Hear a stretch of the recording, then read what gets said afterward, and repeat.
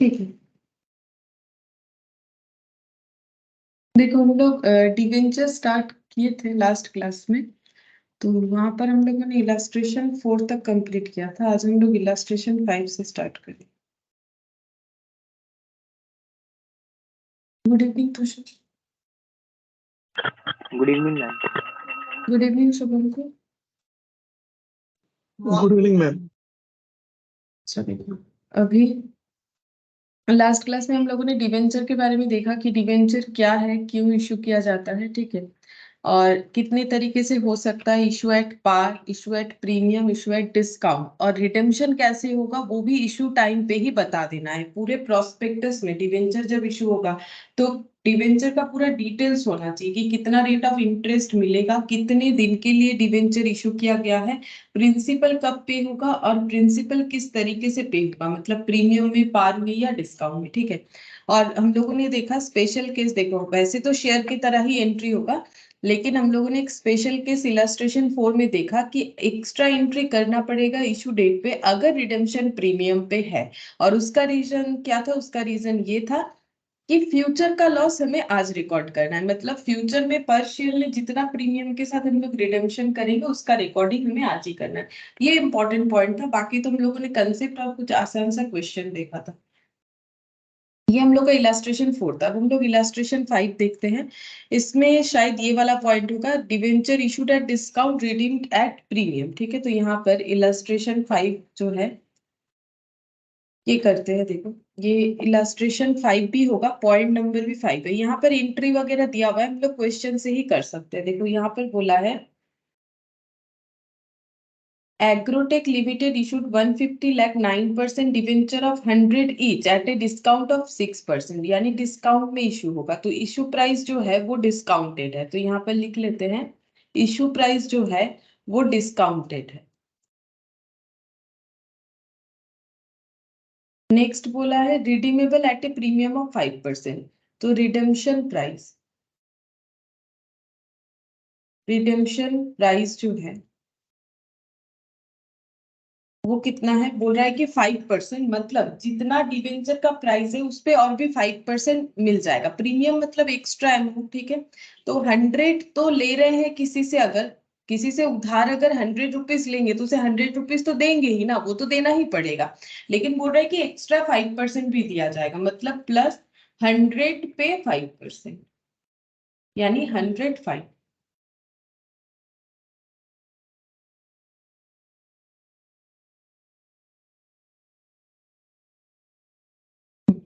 105 rupees return दिया जाएगा। Issue price discounted है कितना वो देखो।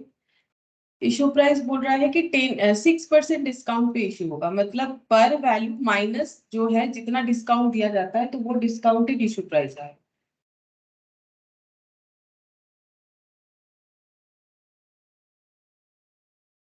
100 का 6%, तो ये हो जाएगा 100 माइनस 6, यानी कि 94 रुपीज। तो 94 रुपीज लिया जाएगा और 105 रिटर्न किया जाएगा। ये है मतलब डिवेंचर का जो मतलब फीचर्स है वो ये है। और डिवेंचर पे इंटरेस्ट 9% मिलेगा। जब डिवेंचर का नाम है 9% डिवेंचर, यानी इंटरेस्ट 9% मिल जाएगा। अब कब पे होगा? 3 इयर्स बाद, ठीक है। 3 इयर्स बाद मतलब 3 साल के लिए कंपनी ने डिवेंचर इशू किया है, मतलब लोन 3 साल के लिए किया है। एप्लीकेशन है 50 रुपीज, तो यहाँ पर लिखते हैं। देखो एप्लीकेशन बोला है 50 रुपीज, अलॉटमेंट में 44, अलॉटमेंट में बोला है 44, तो टोटल करने पे हो गया 94 इशू प्राइस, ठीक है। यही तो बोला था, इशू प्राइस यही वाला है। अब बोल रहा है record necessary journal entries for issue of debenture, debenture issue करने के लिए नेसेसरी जर्नल एंट्रीज हमें रिकॉर्ड करना है। तो वही वाला पॉइंट हो गया। देखो हमने यहाँ पर जो बोला था कि debenture issued at discount and redemption at premium, ठीक है, तब कैसे होगा वही बोला। अच्छा देखो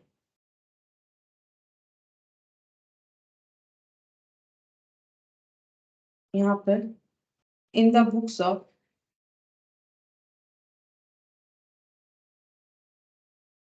एग्रोटेक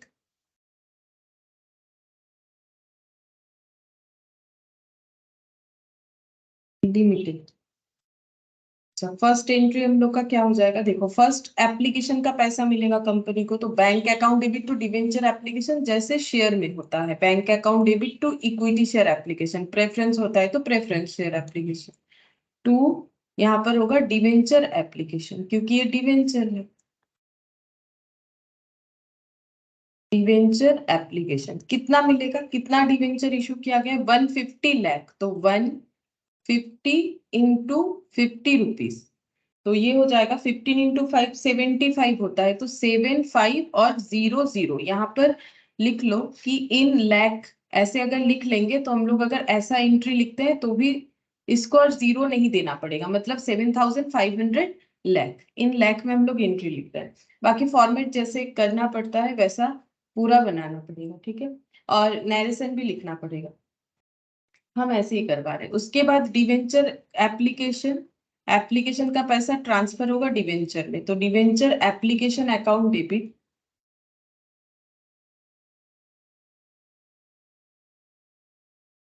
टू, कौन सा डिवेंचर है, 9% डिवेंचर, तो यहाँ लिखेंगे टू 9% डिवेंचर, 7500। अच्छा, इसके बाद अलॉटमेंट जो है हमें ड्यू करना पड़ेगा, अब देखो जैसे ये डिस्काउंट है, डिस्काउंट कहाँ पर इंक्लूडेड है, हमें कुछ नहीं बोलेगा तो हम लोग मानेंगे अलॉटमेंट में इंक्लूडेड है, क्योंकि मैंने लास्ट दिन भी बोला था अगर क्वेश्चन कुछ बता दी तो फॉलो द क्वेश्चन, ये देखो लास्ट दिन हम लोग का एप्लीकेशन में इंक्लूडेड था, ऐसा एक क्वेश्चन आया था, क्वेश्चन में बता दिया था कि एप्लीकेशन में इंक्लूडेड है, इलस्ट्रेशन 3 नहीं कुछ बताता है तो प्रीमियम हो या डिस्काउंट हो वो हमेशा अलॉटमेंट में मानना है, ये मैंने लास्ट दिन भी बताया था, अभी भी बता रहे, ठीक है। तो ये कितना इसमें डिस्काउंट इंक्लूडेड है, एक्चुअली अलॉटमेंट का होना चाहिए था 44 प्लस 6 यानी कि 50, और दोनों मिला के हो जाता 100, तो कितना डिस्काउंट है, इसमें डिस्काउंट है हम लोग का 6 रुपीज, मतलब एक्चुअली ये ऐसा होना चाहिए था, ये देखो ये 50 माइनस 6 रुपीज हो रखा है, ठीक है, तो डिस्काउंट यहाँ पर इंक्लूडेड है।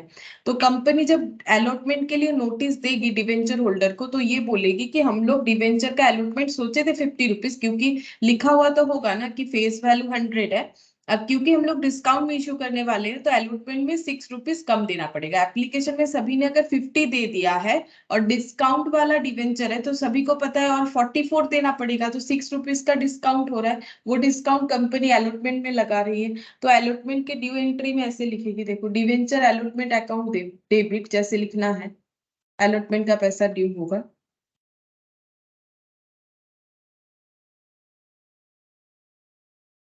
To 9% debenture. अच्छा, डिवेंचर में तो हमेशा कौन सा वैल्यू जाएगा, डिवेंचर में हमेशा जैसे कि इक्विटी शेयर कैपिटल में या फिर शेयर कैपिटल बोलो, इक्विटी हो या प्रेफरेंस, हमेशा नॉमिनल या पर वैल्यू जाता है, यहाँ भी नॉमिनल या पर वैल्यू जाएगा, पर वैल्यू है 50, 6 रुपीज डिस्काउंट है, ये 44 डिस्काउंटेड वैल्यू है, तो पर वैल्यू 50 होगा, तो यहाँ पर 50 रुपीज से एंट्री होना चाहिए, ठीक है, और यहाँ पर 150 लाख बोला है तो 150 लाख, तो ये हो जाएगा 7500 लाख, ये भी इन लाख में हम लोग एंट्री लिख रहे हैं।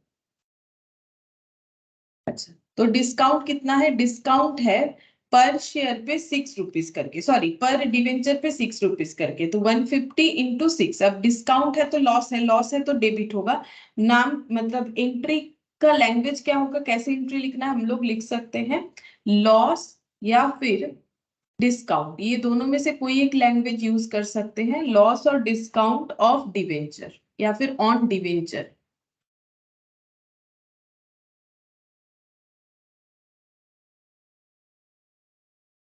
इशू ऑफ डिवेंचर, ये थोड़ा सा और भी लिखना पड़ेगा हमें, on issue of debenture, on issue of debenture, ये भी लिख सकते हैं loss on issue of debenture या फिर डिस्काउंट और इशू ऑफ डिवेंचर, दोनों में से कुछ भी एक लिख सकते हैं, तो यहाँ पर हम लोग का डेबिट अमाउंट हो जाएगा 150 इंटू 6 रुपीज यानी कि 900, 900 लाख ये डेबिट हो गया। अच्छा, अलॉटमेंट में कितना जाएगा, अलॉटमेंट का जितना अमाउंट है, अलॉटमेंट का कितना है 44 करके है, 44 इंटू 150 लाख, तो देखो कितना होगा 6,600, 6,600 और ये 900 का लॉस, तो टोटल 7500 ये ड्यू हो गया। अब जब रिसीव होगा तो एंट्री क्या होगा, bank account debit to debenture allotment, bank account debit to debenture allotment. ठीक है, कितना हो जाएगा, जितना ड्यू किया है उतना मिलेगा। तो ये देखो, ये जितने से डेबिट होगा उतने से ही क्रेडिट होगा। और मिलना कितना चाहिए, 44 करके लोगों को पेमेंट करने के लिए बोला गया है, तो सब 44 करके ही पेमेंट करेंगे, तो इतना अमाउंट मिल जाएगा। अब क्योंकि प्रीमियम में इशू होगा तो फ्यूचर में पर डिवेंचर रिडीम करने पे 5 रुपीज का लॉस होगा। ठीक है, पर डिवेंचर, एक एक डिवेंचर पे 5 5 रुपीज एक्स्ट्रा देना पड़ेगा। तो उसके लिए फ्यूचर का लॉस आज ही रिकॉर्ड करना है। मैंने लास्ट दिन ही बोला था, ध्यान रखना है क्वेश्चन में हमें कि रिडम्पशन प्रीमियम में हो रहा है कि नहीं। अगर प्रीमियम में हो रहा है, इशू का जो भी एंट्री होगा उसके बाद एक्स्ट्रा और भी एंट्री करना पड़ेगा, हमें फ्यूचर के लॉस को आज ही रिकॉर्ड करना पड़ेगा। तो उसके लिए हम लोग क्या लिखेंगे, loss on issue of debenture, loss on issue of debenture to debenture redemption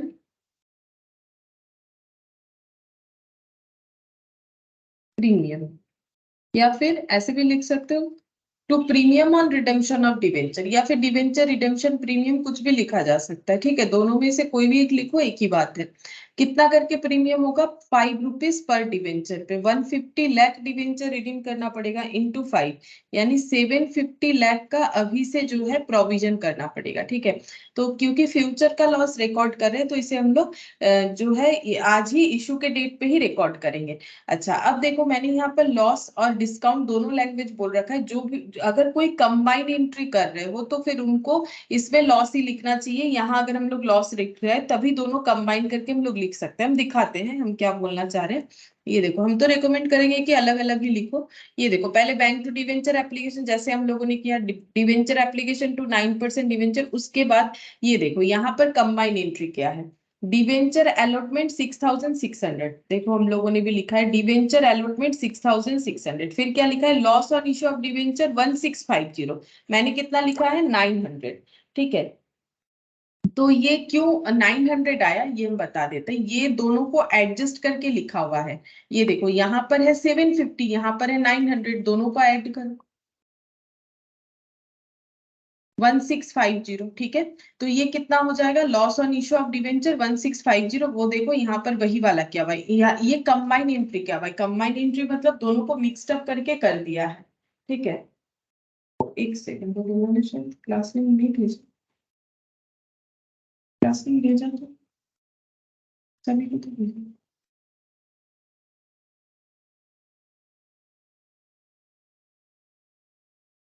good evening Sunil.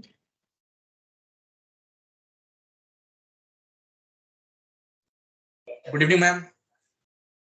अच्छा, देखो तो यहाँ पर क्या किया है भाई, हम बताना चाह रहे हैं कि अगर कोई कंबाइन एंट्री कर रहे हो, कंबाइन एंट्री मतलब ये दोनों को एक साथ करना। ठीक है, जो कि थोड़ा टफ होता है, गलत होने का चांसेस होता है। ये आसान है, नॉर्मल इसका अलॉटमेंट का एंट्री करो, लॉस को अपना अलग रिकॉर्ड करो। लेकिन यहाँ पर देख के किसी को लग सकता है ना कि ये कैसे हुआ है, तो वही हम बता रहे हैं कि अगर हम लोग दोनों को कंबाइनली करेंगे तो यहाँ पर लैंग्वेज हमें एक ही जैसा यूज करना चाहिए, या तो लॉस यूज करो या तो डिस्काउंट यूज करो। तो 900 और 750 दोनों को ऐड करने पे आ जाएगा 1650। ठीक है, ये दोनों कंबाइन एंट्री में आ गया। फिर टू 9% डिवेंचर 7500, ये रहा 7500 to debenture redemption premium 750, to debenture redemption premium 750, मतलब ये दोनों का जो है कंबाइन एंट्री हो गया। और एंड में बैंक टू डिवेंचर अलॉटमेंट, ये देखो बैंक टू डिवेंचर अलॉटमेंट। ठीक है, अब तुम लोगों को अगर पहले से हैबिट है कंबाइन एंट्री करने का तो कर सकते हो, अदरवाइज ऐसा भी हो जाएगा। अच्छा, अब देखो क्या दिया है, debenture issued at premium and redeemable at premium. ये कौन सा कंसेप्ट है, प्रीमियम में भी इशू भी प्रीमियम में हो रहा है और रिडीम भी प्रीमियम में हो रहा है। तो यहाँ पर लिखते हैं इलास्ट्रेशन 6 जो रहेगा वो हम लोग का क्वेश्चन भी इसी पॉइंट पे रहेगा। इशू है वो भी प्रीमियम में है, और जो रिडेम्पशन होगा वो भी प्रीमियम में।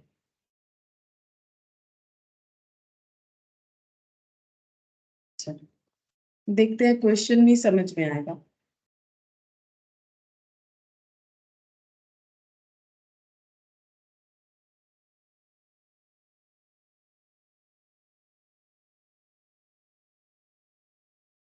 यहाँ पर इलास्ट्रेशन 6 क्या बोला है देखो।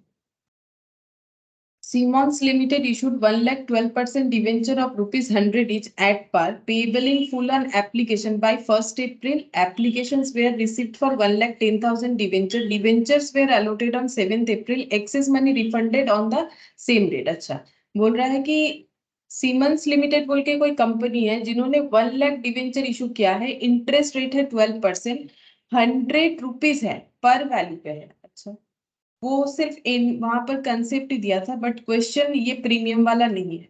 ठीक है, चलो कोई बात नहीं। यहाँ पर बोल रहा है 100 each at par, payable in full on application. बोल रहा है पूरा का पूरा पैसा एप्लीकेशन में ही दे देना है, मतलब सिर्फ एप्लीकेशन से ही पैसा रिसीव कर लेगी कंपनी। इसके आगे कोई इंस्टॉलमेंट का कंसेप्ट नहीं रख रही है। एक शेयर सॉरी एक डिवेंचर 100 रुपीज का है, 100 रुपीज ही एप्लीकेशन पे दे देना है। और कंपनी को एप्लीकेशन आया है कितने का, 1,10,000 का, जबकि कंपनी ने इशू किया था 1 लाख का, और बाकी 10,000 कंपनी क्या कर रही है, रिफंड कर दे रही है। इसका हमें एंट्री करना है इंक्लूडिंग कैश ट्रांजैक्शन। तो हम लोग तो कैश ट्रांजैक्शन नॉर्मली दिखाते ही हैं, तो उसी हिसाब से करना पड़ेगा। तो ये जो है ना, ये वाला हम हटा देते। मुझे लगा कि शायद प्रीमियम का क्वेश्चन देगा, रिडम्पशन भी प्रीमियम पे देगा, इसीलिए दिया है। ऐसा क्वेश्चन नहीं है ये वाला। तो यहाँ पर लिखते हैं देखो, 1 अप्रैल को एप्लीकेशन रिसीव्ड हुआ है, तो 1 अप्रैल को एप्लीकेशन रिसीव्ड हुआ है, तो एंट्री हो जाएगा bank account debit to debenture application.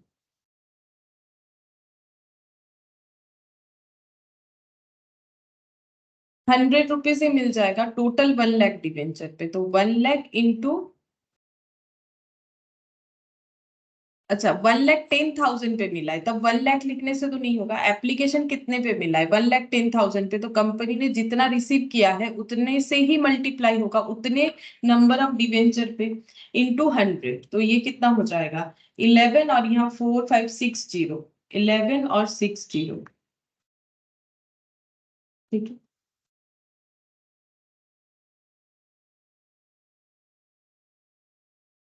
इसके बाद कंपनी रिफंड कर देगी जो एक्स्ट्रा अमाउंट है। कब रिफंड कर रही है, यहाँ पर देखो 7 अप्रैल को। अलॉटमेंट जब होगा तभी कंपनी डिसाइड करेगी कि बाकी रिफंड कर देना है। तो 7 अप्रैल को कंपनी एंट्री करेगी डिवेंचर एप्लीकेशन अकाउंट डेबिट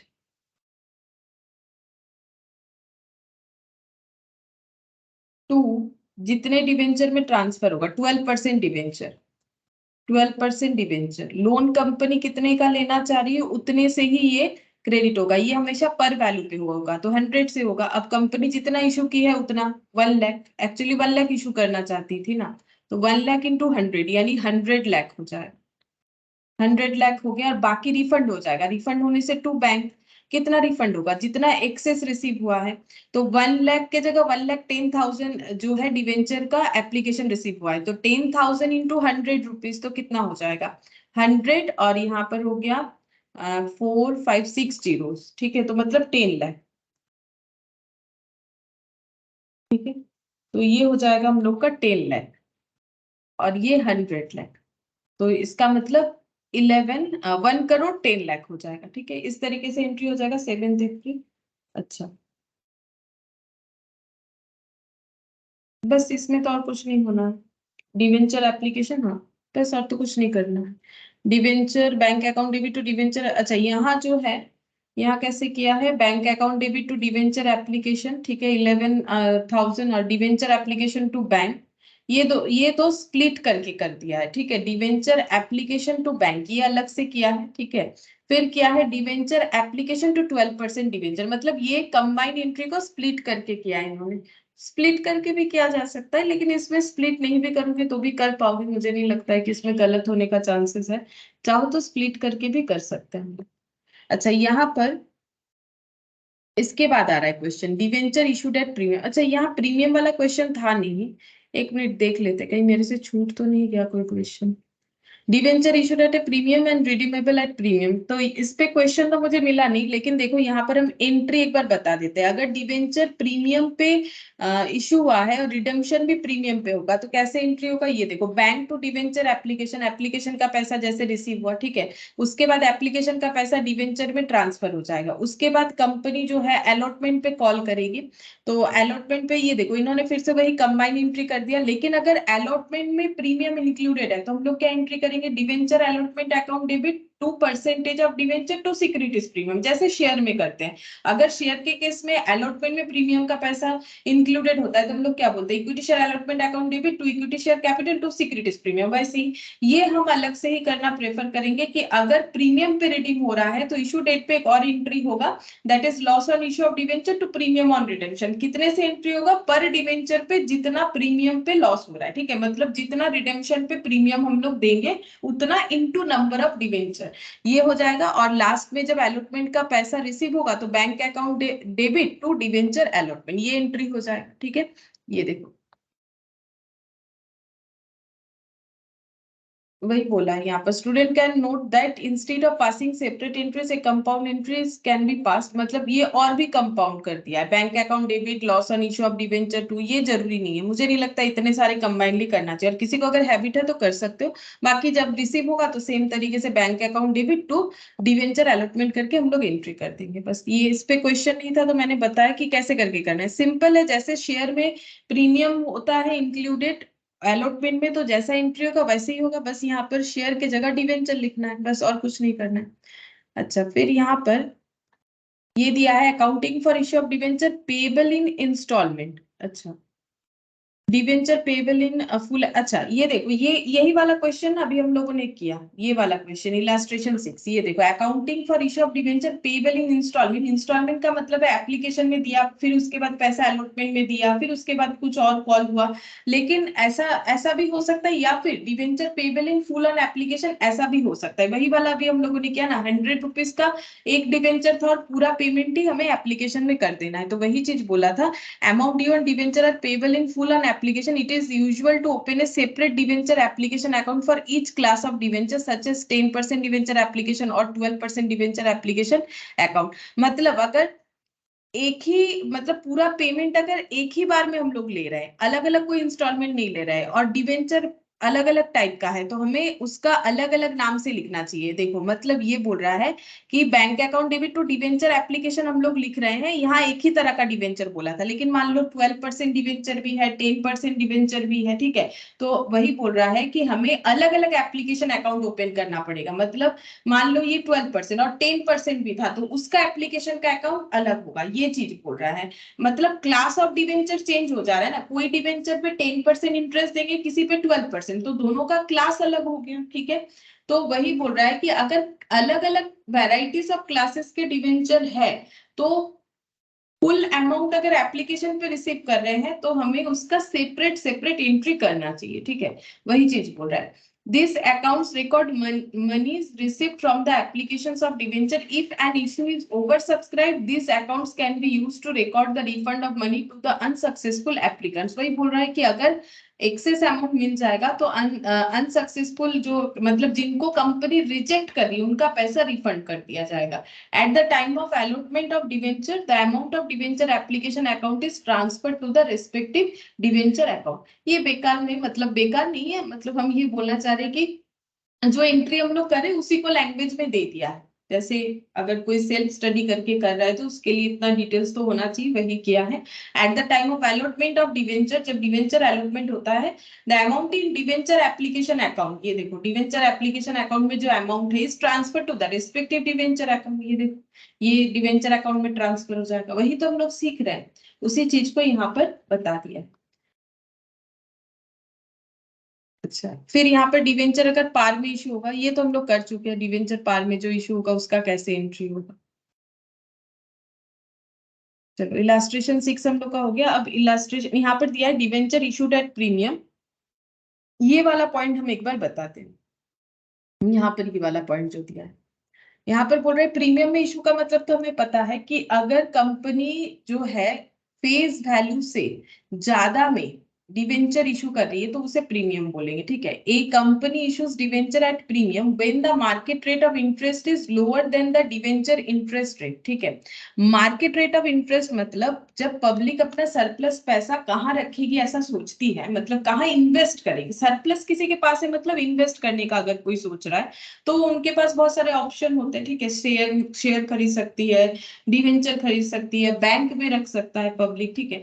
तो वही बोल रहा है कि अगर मार्केट में रेट ऑफ इंटरेस्ट कम चल रहा है, ठीक है, तो जिन जो रिस्क टेकर होंगे वो क्या चाहेंगे कि मुझे थोड़ा ज्यादा इंटरेस्ट मिलना चाहिए, ये बैंक तो बहुत कम दे रहा है, क्यों ना हम डिवेंचर खरीद लें, ठीक है। तब मतलब क्या हो रहा है सिचुएशन कि मैक्सिमम लोगों को लगेगा कि हम डिवेंचर ले लेते हैं, मतलब ये जो कंडीशन है उसके हिसाब से हम बता रहे हैं कि लोगों को लगेगा कि डिवेंचर पे तो इंटरेस्ट ज्यादा मिलेगा, क्यों ना हम लोग कंपनी का डिवेंचर खरीद ले। और जब डिमांड ज्यादा हो जा रहा है डिवेंचर खरीदने का तो कंपनी क्या कर रही है, अपना डिवेंचर का प्राइस जो है बढ़ा दे रही है, फेस वैल्यू से बढ़ा दे रही है, फेस वैल्यू से एक्स्ट्रा कुछ ले रही है, दैट इज प्रीमियम। ये कब होता है, जब मार्केट में रेट ऑफ इंटरेस्ट कम है, मतलब लोग चाहेंगे कि हम डिवेंचर खरीदे, ठीक है। तब कंपनी क्या करती है, अपने डिवेंचर का वैल्यू जो है वो बढ़ा देती है, यानी कि प्रीमियम इशू करती है। Then the debenture interest rate, the debenture which, मतलब तभी ना पब्लिक जाएगी डिवेंचर इंटरेस्ट रेट से। अगर मार्केट इंटरेस्ट रेट कम है तो सब कोई सोचेगा कि क्यों ना हम लोग डिवेंचर ही खरीद ले और उसका इंटरेस्ट हमें ज्यादा मिलेगा। तो वही बोल रहा है, the debenture which are issued at premium are issued at higher price than their nominal value. वही हम, वो तो हमें पता है कि नॉमिनल वैल्यू से ज्यादा में होता है तो ही प्रीमियम है। That is if the debenture issued with the nominal value of 100, 10% premium, the company received 110 where the investor gets slightly less interest than stated in the debenture। मतलब ये लाइन के लिए हम ये पॉइंट पढ़ा रहे हैं। देखो यहाँ पर क्या बोल रहा है, कंपनी ने एक डिवेंचर इशू किया है। कैसा डिवेंचर इशू किया है, 100 रुपीज जिसका फेस वैल्यू है, लेकिन इशू प्राइस क्या लगाया है, इशू प्राइस लगाया है यहाँ पर एग्जांपल के अकॉर्डिंग 10% प्रीमियम वाला। तो इसका मतलब इशू प्राइस हो जाएगा टोटल 110 रुपीज, और इंटरेस्ट देने का बात कितना बोला है कंपनी ने, 12%, ठीक है। 12% इंटरेस्ट देने का बात बोला है। अब क्या बोल रहा है देखो, 12% debenture of 100 rupees issued at A premium of 10%, the investor will get 12 rupees per annum for the investment of 110। मतलब समझो कि एक पब्लिक है, ठीक है, एक पर्सन है, मान लो मिस्टर ए, इन्होंने एक ही डिवेंचर परचेज किया तो ये कंपनी को कितना देंगे, 110 देंगे। क्यों, क्योंकि कंपनी का एक डिवेंचर का जो प्राइस है वो चल रहा है 110, भले ही फेस वैल्यू 100 है, इशू प्राइस तो 110 है, तो अगर परचेज करना है तो 110 पे करना पड़ेगा। अब कंपनी ने बोला है कितना इंटरेस्ट देगी, कंपनी बोल रही है 12% डिवेंचर है, मतलब 12% इंटरेस्ट मिलेगा। 12% कब मिलेगा, बोल रहा है पर एनम, मतलब ईयरली मिलेगा, ठीक है। तो अगर मिस्टर ए ये 110 रुपीज का डिवेंचर पूरे 1 ईयर तक जो है होल्ड करेंगे तो इन्हें 12% इंटरेस्ट मिलेगा। तो ये तो परसेंटेज है, अमाउंट में कितना मिलेगा, तो इंटरेस्ट इक्वल टू हो जाएगा। इंटरेस्ट हमेशा किस पे मिलता है, फेस वैल्यू पे, ये बात याद रखो। कभी भी इशू प्राइस पे जो है इंटरेस्ट नहीं मिलता है, इंटरेस्ट हमेशा मिलेगा फेस वैल्यू पे, ठीक है। तो face value into rate of interest, into rate of interest into time, जितना दिन कोई होल्ड करेगा उतने दिन का इंटरेस्ट मिलेगा, ठीक है। अब फेस वैल्यू कितना है इसका, ये तो इशू प्राइस है, फेस वैल्यू है 100, ठीक है। रेट ऑफ इंटरेस्ट है 12%। अब अगर ये 1 ईयर यानी 12/12 मंथ्स कर देते हैं, या फिर 1 ईयर इंटू 1 कर दो, अगर होल्ड करते हैं तो इनको इंटरेस्ट कितना मिल जाता है, इंटरेस्ट मिल जाता है 12 रुपीज, ठीक है। अब ये 12 रुपीज मिल रहा है, अगर मिस्टर ए अपना एनालिसिस करे कि इनका अर्निंग का परसेंटेज कितना है, तो वो बोलेंगे मैंने 110 रुपीज इन्वेस्ट किया और मुझे 12 रुपीज मिला, तब वो ऐसा सोचेंगे। यानी रिटर्न का परसेंटेज कितना है, तो वो बोलेंगे 12 रुपीज रिटर्न मिला 1 ईयर में 110 इन्वेस्ट करके, इंटू 100 कर लेंगे तो इनको पता चल जाएगा कि इंटरेस्ट का जो मतलब इनकम हुआ उसका रिटर्न का परसेंटेज कितना है। ये देखो ये कितना हो गया, देखो यहाँ पर 10.909, ठीक है, 10.909 यहाँ पर लिखते हैं, ये देखो यहाँ क्या हुआ है 10.909, मतलब 91% अप्रोक्सीमेटली, ठीक है। Therefore the effective rate of interest on investment is 10.91%। ये हो गया इफेक्टिव रेट ऑफ इंटरेस्ट। मतलब देखो मतलब ये हो गया, भले ही कंपनी बोल रही है कि हम लोग 12% इंटरेस्ट देंगे, लेकिन जो अर्निंग हो रहा है, क्योंकि डिवेंचर जो है प्रीमियम पे इशू हो रखा था, तो इन्वेस्टमेंट पे तो हमें इंटरेस्ट नहीं मिलता है, हमें मिलता है फेस वैल्यू पे। तो इसीलिए 110 इन्वेस्ट करके 12 मिल रहा है, ठीक है। तो हम लोग का इंटरेस्ट का रेट जो है, जो 12% दिख रहा है, एक्चुअली में वो 12% नहीं हो रहा है, वो कितना हो रहा है, 10.91%। तो वही बोला यहाँ पर, देखो यहाँ पर बोल रहा है, if कहा गया, the company receives 110 where the investor gets slightly less interest than stated in the debenture। Debenture में जो बोल रखा है उससे कंपनी को कम मिल रहा है, ठीक है। मतलब क्या रेट ऑफ इंटरेस्ट चेंज हो जा रहा है? नहीं, इन्वेस्टमेंट के हिसाब से कंपेयर करके देखो कि कम मिल रहा है। अगर यही डिवेंचर प्रीमियम के जगह जो है नॉमिनल वैल्यू पे इश्यू होता, ठीक है, तो मिस्टर ए का इन्वेस्टमेंट भी 100 रुपीज होता और उनको इंटरेस्ट भी उतना ही मिलता जितना भी मिल रहा है फेस वैल्यू पे, यानी 100 पे। तो 12 डिवाइडेड बाय 100 इंटू 100, मतलब उनको 12% का ही रिटर्न मिल रहा होता। लेकिन यहाँ पर फेस वैल्यू पे इशू नहीं हो रहा है, ये किस पे, मतलब पर वैल्यू पे नहीं हो रहा है, ये हो रहा है प्रीमियम पे। तो इसीलिए इन्वेस्टमेंट तो 10 रुपीज एक्स्ट्रा है, जबकि इंटरेस्ट तो 12% जो है वो फेस वैल्यू पे ही मिलने वाला है। इसीलिए बोल रहा है कि अगर डिवेंचर प्रीमियम पे इशू होता है, ठीक है, तो उससे इन्वेस्टर को जो भी इंटरेस्ट रेट बताया गया है उससे कम मिलता है। वो ऐसे कैलकुलेट करने से नहीं पता चलता है। ये तो 12 भी दिख रहा है कि 100, अब इसका इन्वेस्टमेंट के साथ कंपेयर करो, अच्छा ये तो मुझे 100 लगा के नहीं मिला, ये मुझे 110 इन्वेस्ट करके मिला। तो 12 बाई 110 इंटू 100 यानी 10.91% यहाँ पर हो गया। मतलब 12% का इंटरेस्ट इफेक्टिवली अगर देखें तो वो 10.91 है। मतलब इसको एज ए रिटर्न डॉक्यूमेंट वो 12% जरूर दिख रहा है, बट रिसीवर के तरफ से अगर देखो तो वो तो 10.91% हो रहा है, क्योंकि कंपनी ने क्या किया है, अपना डिवेंचर का वैल्यू जो है एक्सेस किया है, प्रीमियम में इशू किया है। तो ये पॉइंट यहाँ पर वही बता रहा है। फिर यहाँ पर क्या बोला है, the premium on debenture is credited to securities premium account. अभी अभी मैंने वहां पर रीड करके भी दिखाया जो एंट्रीज था, जैसे हम लोग शेयर का पैसा सिक्योरिटीज प्रीमियम में होने से टू सिक्योरिटीज प्रीमियम बोल के क्रेडिट करते हैं, यहाँ भी वैसा ही होगा। As debentures are covered in the definition of securities specified in the clause H of the section 2 of the Securities Contract Regulation Act, therefore restriction of utilization of debenture securities premium will also be governed by section 52 of the Companies Act 2013। ये क्या बोल रहा है, जैसे हम लोगों ने share के केस में प्रीमियम का पैसा कहाँ कहाँ यूज कर सकते हैं, जैसे प्रीलिमिनरी एक्सपेंसेस को राइट ऑफ करने के लिए, ठीक है, हम लोग किसी शेयर रिलेटेड शेयर इशू करने के टाइम पे कोई कमीशन कोई एक्सपेंसेस हो रहा है उसे राइट ऑफ करने के लिए, ठीक है, बाईबैक करने के लिए सिक्योरिटीज प्रीमियम का पैसा यूटिलाइज कर सकते हैं। तो वो भी जैसे कंपनीज एक्ट 2013 के अंदर डिस्क्राइब था कि कौन सा कंपनी क्या क्या सिक्योरिटीज प्रीमियम को कहाँ कहाँ यूज कर सकती है, उसमें भी हमारा एक पॉइंट था कि कुछ क्लास ऑफ कंपनीज है जो कि पॉइंट बी और डी को यूटिलाइज नहीं कर पाएगी सिक्योरिटीज प्रीमियम को लेके। वैसे यहाँ पर बोला है कि डिवेंचर जब प्रीमियम में इशू होता है तो उस प्रीमियम का यूटिलाइजेशन कहाँ कहाँ करना है वो सेक्शन 52 हमें बताएगा कंपनीज एक्ट 2013 के अकॉर्डिंग। बस ये इतना ही जो है थोड़ा सा याद रख सकते हो, बाकी इसमें कुछ ज्यादा है नहीं, ठीक है, मतलब ये लॉ रिलेटेड मैटर है, इतना ही बोला है। सेक्शन याद रख सकते हो, सेक्शन 52 हमें बताता है कि जो डिवेंचर इशू का जो प्रीमियम है वो हमें कहाँ कहाँ यूज करना है।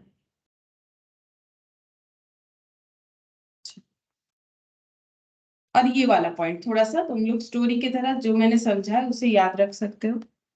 नेक्स्ट देखते हैं इसमें क्या बोला है।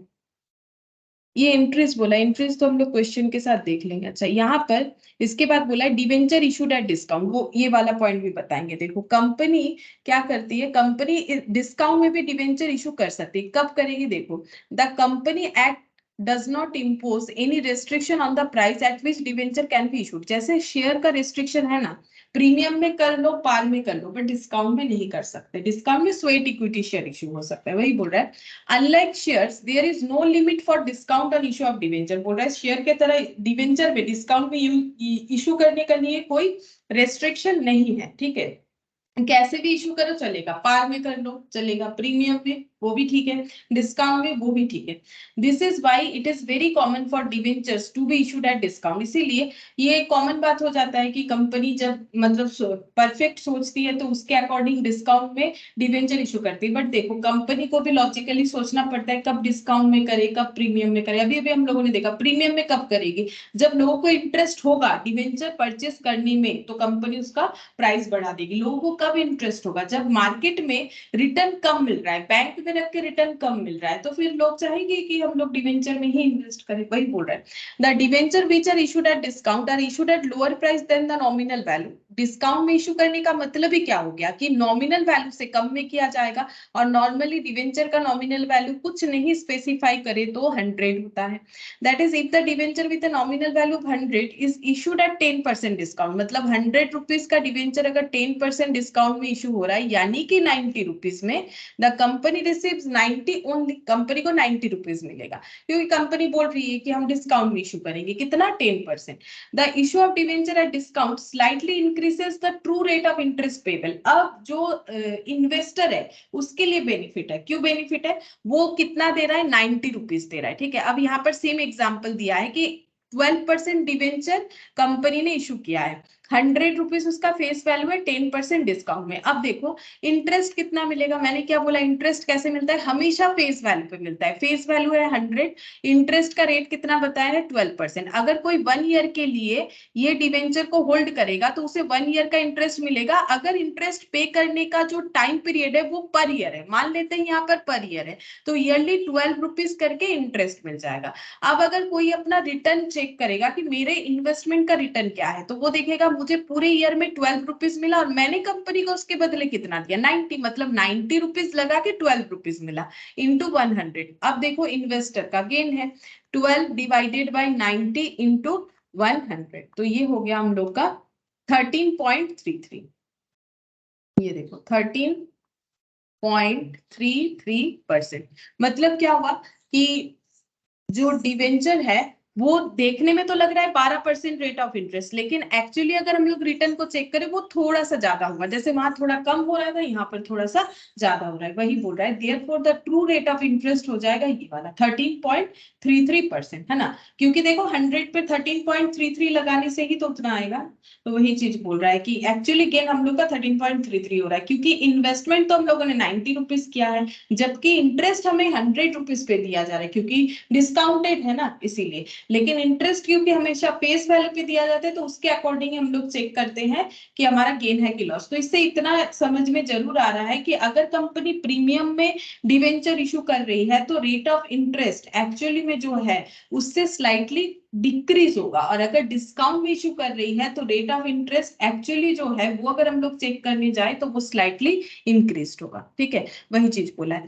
अब यहाँ पर और एक पॉइंट बोला है, द कंपनी जो डिवेंचर इशू करती है जैसे कि डिस्काउंट में, व्हेन द मार्केट, अब यहाँ पर बोल रहा है देखो, कब वहां बोला था ना कि कंपनी कब डिवेंचर जो है वो प्रीमियम में इशू करेगी, तब करेगी जब मार्केट में रेट ऑफ इंटरेस्ट कम चल रहा है। अब कंपनी को डिस्काउंट में डिवेंचर कब इशू करना पड़ेगा, जब मार्केट में दूसरे जगह पे इन्वेस्ट करने पे पब्लिक को ज्यादा मिलेगा, तो वो डिवेंचर में क्यों इन्वेस्ट करेगी, तो कंपनी क्या करेगी, डिवेंचर का वैल्यू कम कर देगी ताकि लोग खरीदे, ठीक है।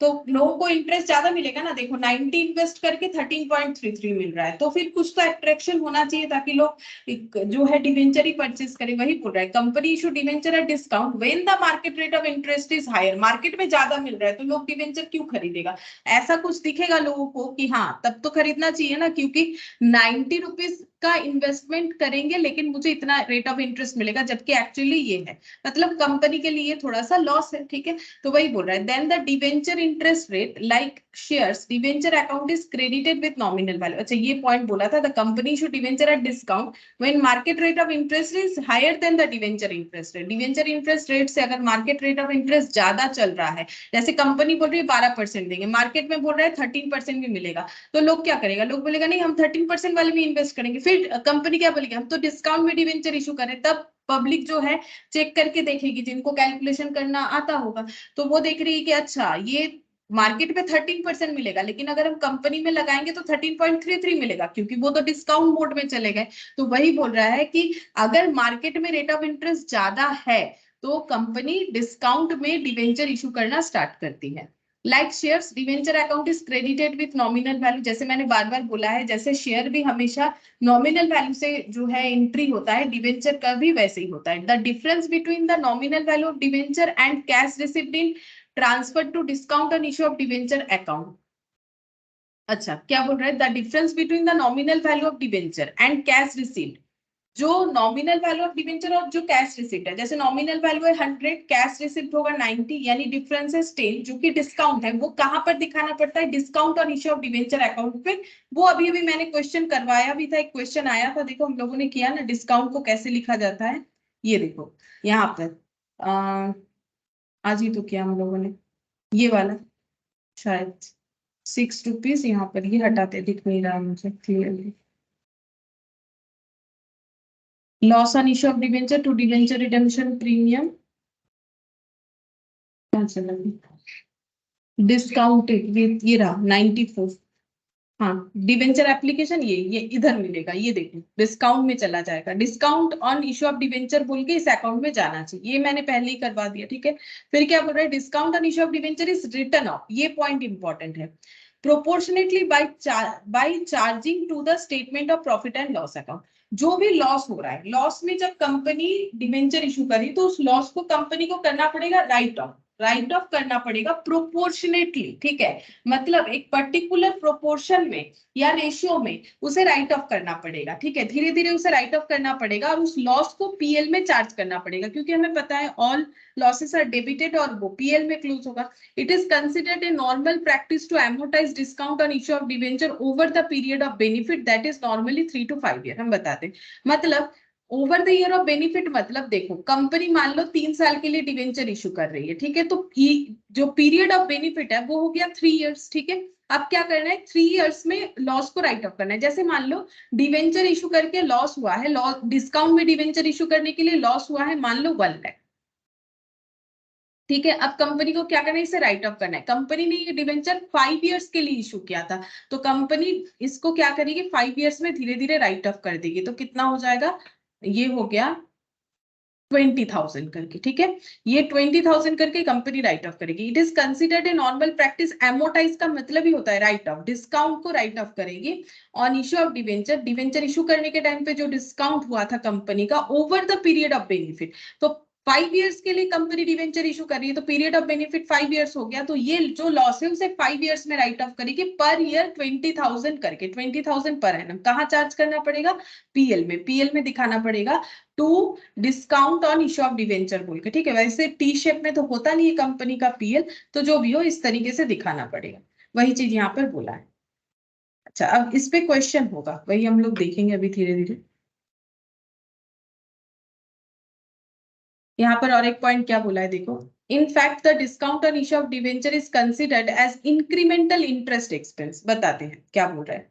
देखो, एक तो डिवेंचर इशू करने से हम लोग का क्या होगा? इंटरेस्ट देना पड़ता है, ठीक है, जो कि हम लोग का कॉस्ट ऑफ बोरोइंग होगा, बोरोइंग कॉस्ट बोलते हैं, ठीक है। बोरोइंग कॉस्ट का मतलब जैसे तुम लोग सुनते हो ना आजकल, नो कॉस्ट ईएमआई, मतलब एक फोन है 10,000 रुपीज का, ठीक है, हम लोग उसे ईएमआई में लेना चाहते हैं। अब हम लोग सोच रहे हैं कि हम लोग इसे 10 ईएमआई में पे करेंगे, मतलब 10 बार में पे कर सकते हैं, तो हम लोग का पर ईएमआई 1,000 रुपीज करके हो रहा है। अब कंपनी कोई एक्स्ट्रा चार्जेस नहीं ले रही है, नॉर्मली इंस्टॉलमेंट में देने से तो एक्स्ट्रा चार्जेस लेगी ना, क्योंकि कंपनी के लिए तो लॉस है। उसे आज 10,000 मिल जाता, अगर हम कैश में खरीद लेते उसे 10 मंथ्स बाद मिलेगा, अगर मंथली चल रहा है, ईएमआई का बात हो रहा है।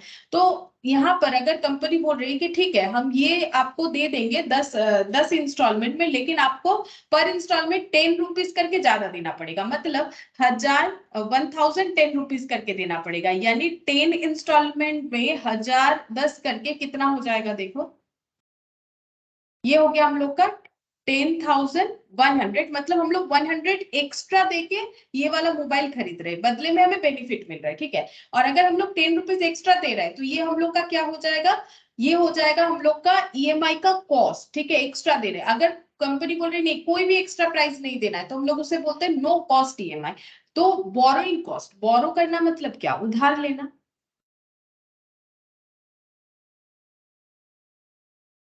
बोरोइंग कॉस्ट, बोरो करना मतलब उधार लेना। तो देखो अगर कंपनी डिवेंचर इशू करती है तो उसका पहला बोरोइंग कॉस्ट होता है इंटरेस्ट देना पब्लिक को।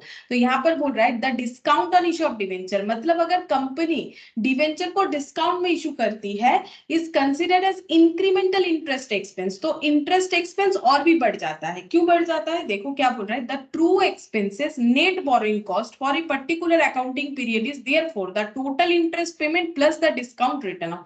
मतलब इंटरेस्ट जो है वो तो देना ही पड़ेगा, साथ ही साथ जो डिस्काउंट इशू हो रहा है, ठीक है, डिस्काउंटेड प्राइस जो इशू के टाइम पे हो रहा है उसको भी राइट ऑफ करना पड़ेगा। तो टोटल बोरोइंग कॉस्ट क्या हो गया, एक तो इंटरेस्ट दो वो एक्सपेंस है, दूसरा जो डिस्काउंट पे अगर शेयर इशू हो रहा है तो उस डिस्काउंट के लॉस को भी राइट ऑफ करो, ठीक है। इंटरेस्ट पे पीएल में चार्ज होता है, पहले इंटरेस्ट को ड्यू करेंगे कि डिवेंचर होल्डर को देना है तो क्या एंट्री होगा, तब एंट्री ऐसे होना चाहिए, इंटरेस्ट टू डिवेंचर होल्डर, ठीक है। जब पे करेंगे तब क्या एंट्री होगा,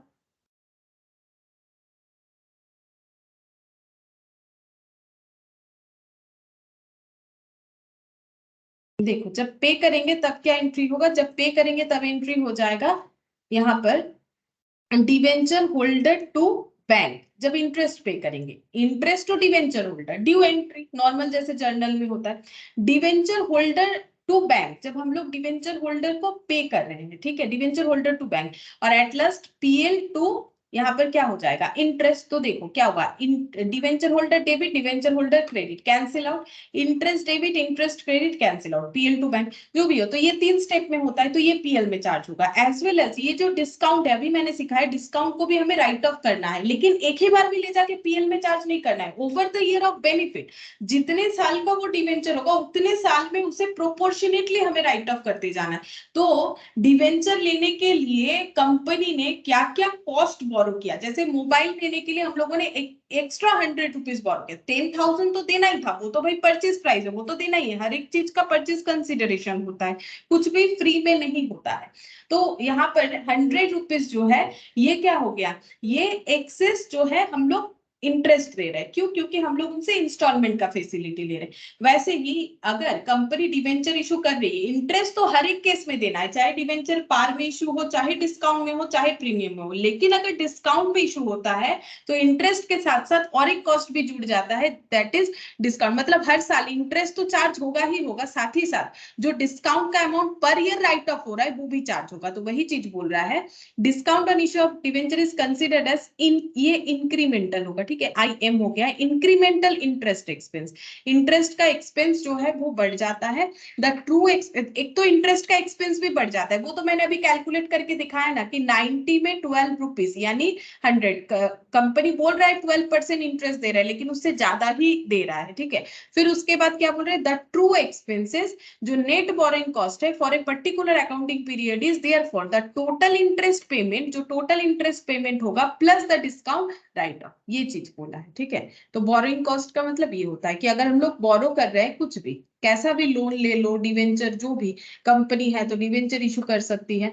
तो बोरोइंग कॉस्ट का मतलब कि हम लोग उधार लेने पे जो एक्स्ट्रा अमाउंट पे करें, अगर किसी से 100 रुपया लिया उसे 100 ही दे दिया तो कोई कॉस्ट बोरो नहीं किया, ठीक है। लेकिन 100 लेके अगर उसको 110 दे रहे हैं तो ऑब्वियसली बोरोइंग कॉस्ट तो हो रहा है। अच्छा अब देखो यहाँ पर इलास्ट्रेशन 7, इसमें क्या बोला है, X Limited issued 1,12% debenture of 100 each at a discount of 10%, यानी डिस्काउंट में डिवेंचर इशू किया है, payable in full on application, और सारा पैसा एप्लीकेशन पे ही दे देना है। तो एप्लीकेशन पे कितना देगा पब्लिक, 100 रुपीज का 10% डिस्काउंट हो रहा है, तो इसका मतलब 90 रुपीज हो रहा है इशू प्राइस, ठीक है। और जो भी इशू प्राइस है वो पूरा का पूरा एप्लीकेशन पे ही दे देना है, यानी 90 रुपीज का 90 रुपीज ही मिल जाएगा, ठीक है, पर डिवेंचर पे। अब देखते हैं कितना डिवेंचर का एप्लीकेशन आया, एप्लीकेशन रिसिप्ट हुआ है 1,20,000, मतलब एक्सेस ओवर सब्सक्रिप्शन हो गया है। डिवेंचर वेयर अलॉटेड ऑन 9 जून को अलॉटमेंट किया गया, एक्सेस मनी वाज रिफंडेड, क्योंकि यहाँ प्रोराटा नहीं होता है, ठीक है, एक्सेस रिफंड हो गया सेम डेट पे। पास necessary journal entries also the necessary laser, अभी जर्नल एंट्री के साथ साथ हम लोग को लेजर भी करने के लिए बोला है, ठीक है। देखो पहले जर्नल एंट्री करते हैं फिर लेजर बनाएंगे। Illustration 7. In the books of X limited.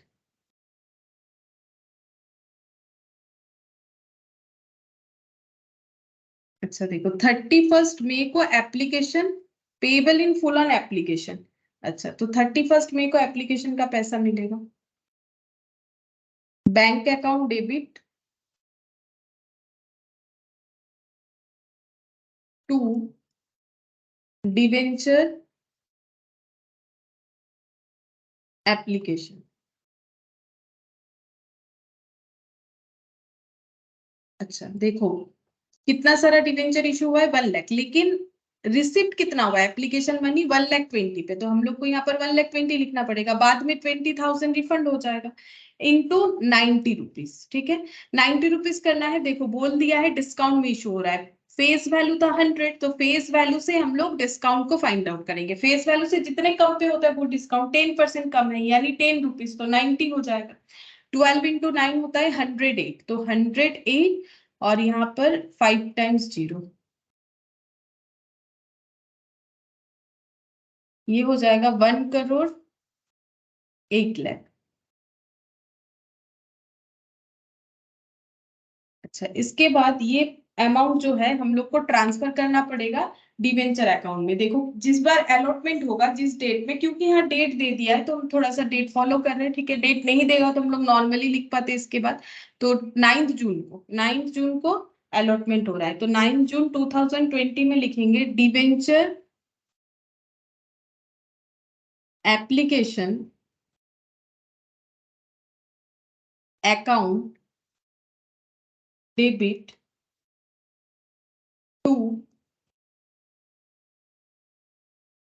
Debenture application account debit to कितना परसेंट डिवेंचर है, टू 12% डिवेंचर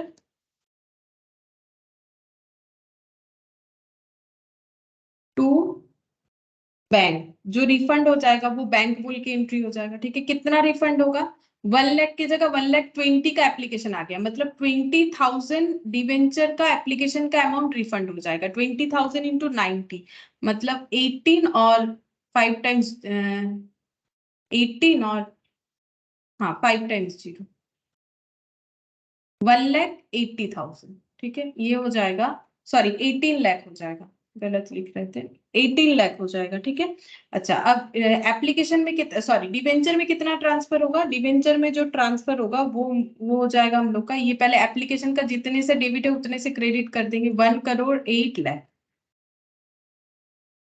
अच्छा यहाँ पर आ जाएगा 1 लाख इंटू 100, क्योंकि ये हमेशा फेस वैल्यू से होता है। अभी अभी मैंने यहाँ पर पढ़ के भी बताया, कहीं पर एक पॉइंट था ना कि ये शेयर की तरह ये भी हमेशा अपना नॉमिनल वैल्यू पे ही होता है, तो 1 लाख इंटू 100 यानी 100 लाख, 100 लाख प्लस 18 लाख, ये देखो 100 लाख,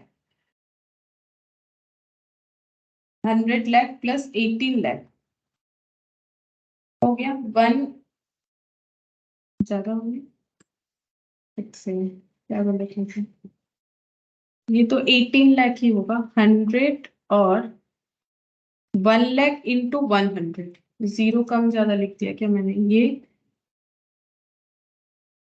70 होगा, हाँ प्लस 18 लाख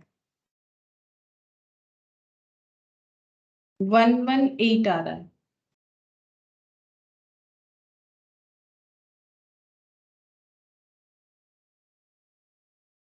और ये तो 108 आ रहा है, क्या हो गया, एक सेकेंड, 19 to मैम इसमें 20,000 लॉस ऑन रीइशू नहीं लिखेंगे मैम, लॉस ऑन इशू? वो लॉस, हाँ हाँ वो भी तो लिखना पड़ेगा, वो तो दिखा है नहीं, हाँ इसीलिए कम बेसी हो जाता है, सही बात है, इसको ठीक करना पड़ेगा। अच्छा तो ये ना बहुत सारा कंबाइन एंट्री हो जा रहा है, यहाँ पर लिखना पड़ेगा लॉस ऑन रीइशू, लिखने से ही ये एडजस्ट हो जाएगा, हाँ उतना लिखने से ही हो जाएगा, या फिर इसको 2 एंट्री में भी स्प्लिट कर सकते हैं। ठीक है इसको लॉस ऑन रीइशू कर देते हैं, लॉस भी तो हुआ है, तो यहाँ पर लिखेंगे डिस्काउंट या फिर loss, loss on reissue of debenture. कितना लॉस है 10 रुपीज करके, 10 इंटू 1 लाख, तो 10 लाख हो जाएगा, 10 लाख हो जाएगा। तो यहाँ पर मेरा आ रहा है 10 लाख। हाँ, अब ये शायद हो जाएगा, माइनस ये दोनों को ऐड करने से जितना आ रहा है ये देखते हैं, 108, हाँ, प्लस 10 लाख, हाँ, 1,18,00,000। अच्छा, अब हम लोग चाहे तो इसे स्प्लिट करके भी लिख सकते थे, जैसे कि ये इतना रिफंड हो गया, मतलब debenture application to bank 18 lakh, और ये बाकी एंट्री फिर से लिख सकते थे, debenture application loss on reissue to 12% debenture, या फिर कंबाइनली भी लिखेंगे तो भी चलेगा, ठीक है। और अगर हम लोग स्प्लिट करते ना तो कैसे होता, हम यहाँ पर दिखा देते। अगर हम लोग अलग अलग लिखते तो ये ऐसे हो जाता, देखो, पहले रिफंड कर देते हैं, जिनको अलॉटमेंट नहीं देना है तो रिफंड करने से एंट्री हो जाता ऐसे, डिवेंचर एप्लीकेशन टू बैंक, कितना रिफंड करते, ये 20,000 को 20,000 होल्डिंग का 90 रुपीज करके 18 लाख, तो यहाँ भी 18 लाख ही लिखेंगे। और इसके बाद जिनको अलॉटमेंट दे रहे हैं उनका एंट्री हम लोग कितने से करते हैं, उनको ऐसे लिखना पड़ता है, debenture application discount on issue, क्योंकि डिस्काउंट में हो रहा है, टू 12% डिवेंचर। अब ये एंट्री कितने से हो जाता, 1 लाख इंटू 100, तो ये हो जाता 100 लाख। अच्छा, डिस्काउंट कितने से हो जाता, 10 इंटू 1 लाख, यानी कि 10 लाख। और एप्लीकेशन का कितना डेबिट होता, देखो एप्लीकेशन ऑलरेडी 18 लाख डेबिट हो चुका है, बाकी अमाउंट होता, तो ये माइनस करने से पता चल जाता। या फिर ऐसे कर सकते हैं 90 रुपीज करके यहाँ पर 1 लाख का, ठीक है, ये देखो 90 रुपीज करके ही तो 1,20,000 का, तो 20 इधर हो गया, 1 लाख इधर हो जाएगा, यानी 90 लाख, तो भी हो जाएगा, ठीक है। लेकिन मुझे तो याद ही नहीं था कि डिस्काउंट है, तो डिस्काउंट ऐसे भी लिख सकते हैं हम लोग, दो अलग अलग अकाउंट बना के भी, दो अलग अलग एंट्री से भी लिख पाएंगे। अच्छा, अब हम लोग को बोला इसका लेजर भी बनाने के लिए, एंट्री तो दो ही होगा, अब हम लोग लेजर बनाएंगे, तो क्या क्या लेजर बना सकते हैं, तो लेजर बन जाएगा, बैंक का लेजर बना लेते हैं, देखो जो भी एंट्री है उसके हिसाब से। तो सबसे पहला एंट्री दिख रहा है बैंक टू डिवेंचर एप्लीकेशन, तो बैंक बना लेते हैं, डिवेंचर एप्लीकेशन बना लेते हैं, तो यहाँ पर लिख लेते हैं बैंक,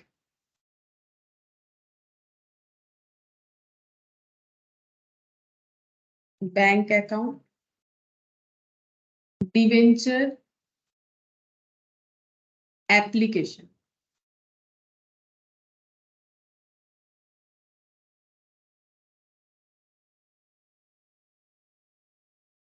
और क्या होगा, डिवेंचर एप्लीकेशन है वो तो लिख लिया, loss on issue of debenture, ये एक अकाउंट बन सकता है, loss on issue of debenture, loss on issue of debenture, ये एक अकाउंट बन जाएगा।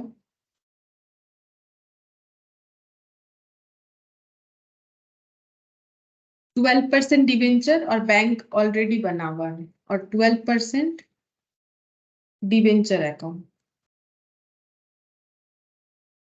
ये 4 अकाउंट बनेगा।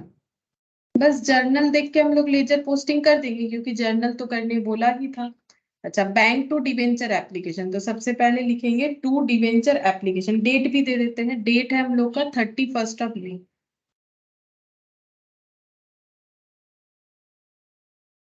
टू डिवेंचर एप्लीकेशन,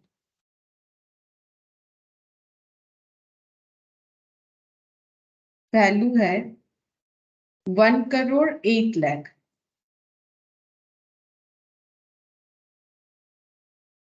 अच्छा, इसका क्रॉस पोस्टिंग होगा डिवेंचर एप्लीकेशन में 31 मई 2020 बाई बैंक खोल के 1,08,00,000 हो गया, ये दो पोस्टिंग हो गया। अच्छा, अब ये इतना सारा कंबाइन एंट्री रहेगा, तो पोस्ट करने में अगर दिक्कत होता है तो ऐसे स्प्लिट करके करो, नहीं तो इससे भी हम लोग पोस्ट कर सकते हैं।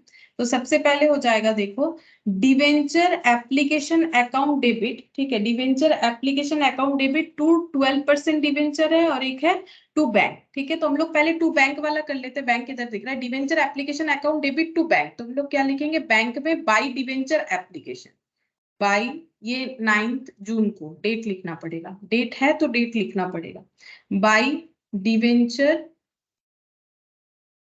एप्लीकेशन, बाय डिवेंचर एप्लीकेशन, ये हो जाएगा, ये वाला वैल्यू लिखना पड़ेगा क्योंकि ये तो कंबाइंड वैल्यू है। तो डिवेंचर एप्लीकेशन में सिर्फ बैंक का वैल्यू इंक्लूडेड नहीं है, डिवेंचर एप्लीकेशन में ये डिवेंचर का वैल्यू भी इंक्लूडेड है। तो एप्लीकेशन का जो पैसा रिसीव हुआ है, जो हम लोगों ने डेबिट किया था फिर उसको क्रेडिट किया था फिर उसको डेबिट किया, उसमें से डिवेंचर में कुछ जाएगा बाकी रिफंड होगा। तो यहाँ पर हमेशा 18 लाख ही हमें लिखना पड़ेगा। ये देखो, ये स्प्लिटेड एंट्री से पता चला डिवेंचर एप्लीकेशन टू बैंक। अब डिवेंचर एप्लीकेशन में लिखेंगे टू बैंक बोल के 18 लाख।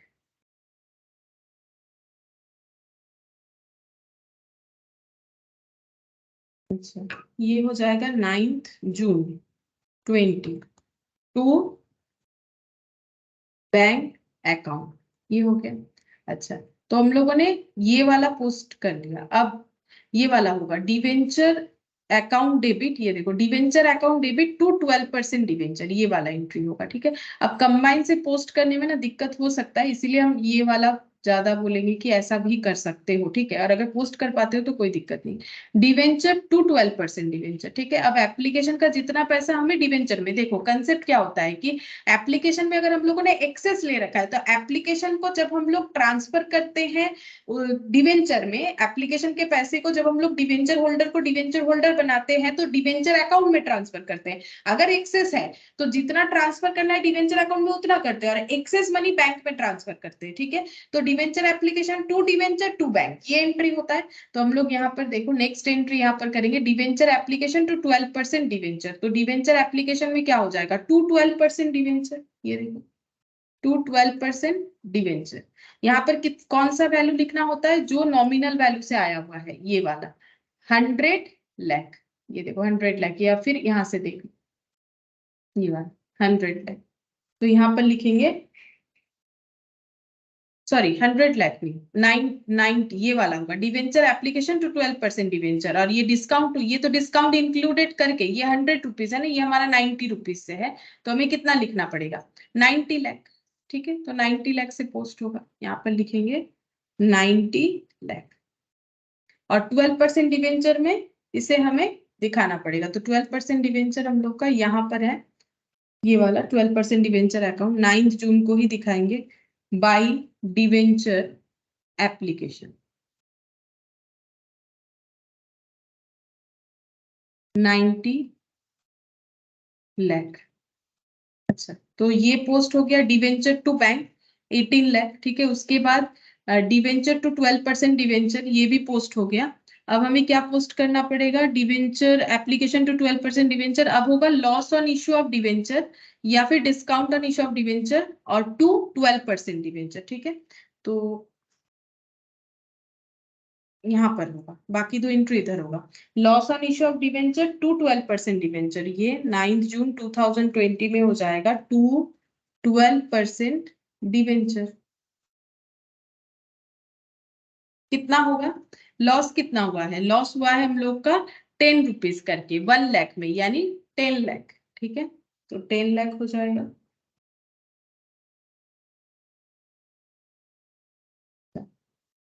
और ये क्रॉस पोस्टिंग होगा बाय डिस्काउंट अकाउंट का नाम मैंने लॉस दिया, अच्छा तो लॉस ही लिखेंगे, लॉस ऑन इशू 10 लाख। अच्छा, अब हम लोग एक एक करके अकाउंट को क्लोज कर लेंगे। सबसे पहले यहाँ पर बैंक अकाउंट देखो सिंपल सा कैलकुलेशन है। हम लोग को एप्लीकेशन में कितना अमाउंट मिला है देखो, अगर हम लोग एंट्री नहीं करके लेजर पोस्टिंग करते हैं तो कैसे देखेंगे सही हुआ है कि नहीं। ये देखो 1,20,000 करके हमें 90 रुपीज करके 1,20,000 पे मिला है, यानी 1,08,00,000 पे मिला है। ठीक है, जिसमें से हम लोग 18,00,000 रिफंड कर देंगे, यानी 20,000 डिवेंचर का पैसा 90 रुपीज करके 90 इंटू 20,000 18,00,000 रिफंड कर देंगे। बाकी हम लोग का बैलेंस बच जाएगा। तो बाई बैलेंस सीडी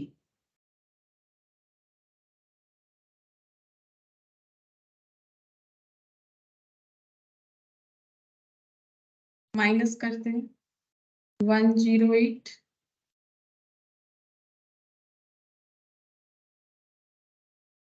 नहीं और एक जीरो 1,08,00,000 माइनस 18,00,000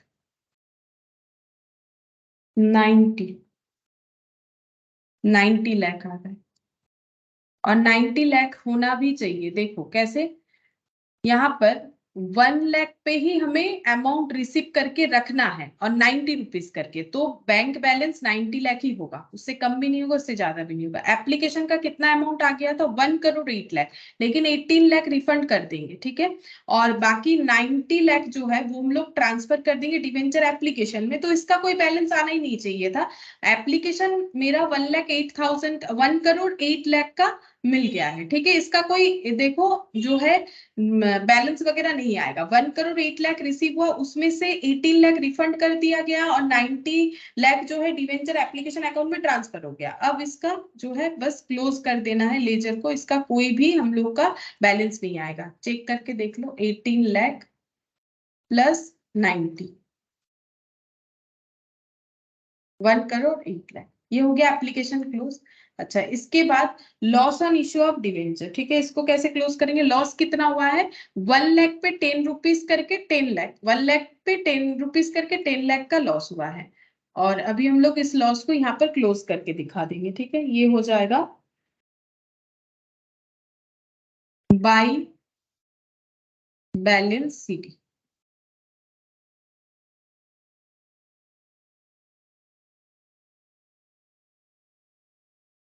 अब नेक्स्ट देखो डिवेंचर। डिवेंचर में क्या हुआ है, एप्लीकेशन में पूरा पैसा मिल गया है 1,00,000 पे 90 रुपीज करके 90,00,000, और ये करने के लिए लॉस भी हुआ है 10,00,000 का। ठीक है, तो टोटल एक्चुअली 100 रुपीज का था पर डिवेंचर 100 रुपीज का था। ठीक है, तो डिवेंचर अकाउंट में कितना ट्रांसफर होता है हमेशा उसके पर वैल्यू से यानी फेस वैल्यू से होता है, तो इसमें एंट्री हो जाएगा 12% सॉरी 12% नहीं, इसमें हमें लिखना पड़ेगा टू बैलेंस सीडी। ये 30 जून को होगा। ठीक है, 30 जून मतलब ये 30 जून इसीलिए लिख रहा है क्योंकि देखो ये अप्रैल और जून का ट्रांजैक्शन हो रहा है, तो जो क्लोजिंग डेट आ रहा है मतलब टू बैलेंस और बाई बैलेंस इस तरीके से जो भी डेट हम लोग लिखेंगे वो 30 जून लिखेंगे, इसे भी ना हम 30 जून लिखते हैं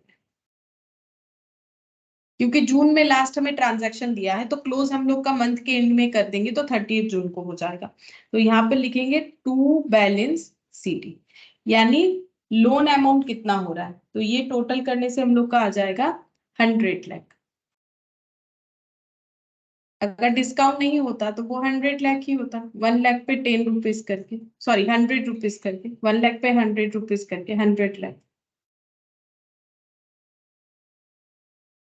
ठीक है, तो इस तरीके से लेजर हो जाएगा। बस पोस्ट करने के टाइम पे ध्यान से देखना पड़ेगा क्योंकि कंबाइन एंट्री है तो प्रॉब्लम हो सकता है। तो जब भी पोस्ट करोगे हर एक पॉइंट को फिर से एक बार एनालिसिस करके देख सकते हैं हम लोग कि बैंक में कितना आया और कितना हम लोगों ने रिफंड किया, तो टू बैंक बोल के इतना रिफंड किया तो डिवेंचर एप्लीकेशन टू बैंक। ठीक है, इस तरीके से होगा, या फिर स्प्लिट कर लो एंट्री। स्प्लिट करने से जल्दी जल्दी पोस्ट हो जाएगा, स्प्लिट नहीं करने से यहाँ रीड करने में थोड़ा सा दिक्कत होता है। इसको भी अगर स्प्लिट कर लोगे तो और भी जल्दी होगा। इसीलिए एक क्वेश्चन में दिखाया था ना यहाँ पर स्प्लिट करके किया हुआ था, ये देखो स्प्लिट करने से क्या होता है, ये देखो यहाँ पर किया था ना, पहले पैसा रिसीव किया फिर पैसा रिफंड का अलग एंट्री किया फिर एप्लीकेशन के पैसे को ट्रांसफर का अलग एंट्री किया। इससे अगर हम लोगों को लेजर करनी बोले तो हम लोग का गलती होने का चांसेस 0 हो जाएगा, लेकिन इसमें हो सकता है जिन मतलब अगर बहुत ज्यादा आदत है लेजर पोस्टिंग कर पाते हो बहुत ही आसानी से तो दिक्कत नहीं होगा, अदरवाइज इधर उधर अमाउंट हो जाता है। ठीक है, नेक्स्ट देखते हैं क्या कंसेप्ट दिया है। इलास्ट्रेशन 7 किया अभी हम लोगों ने।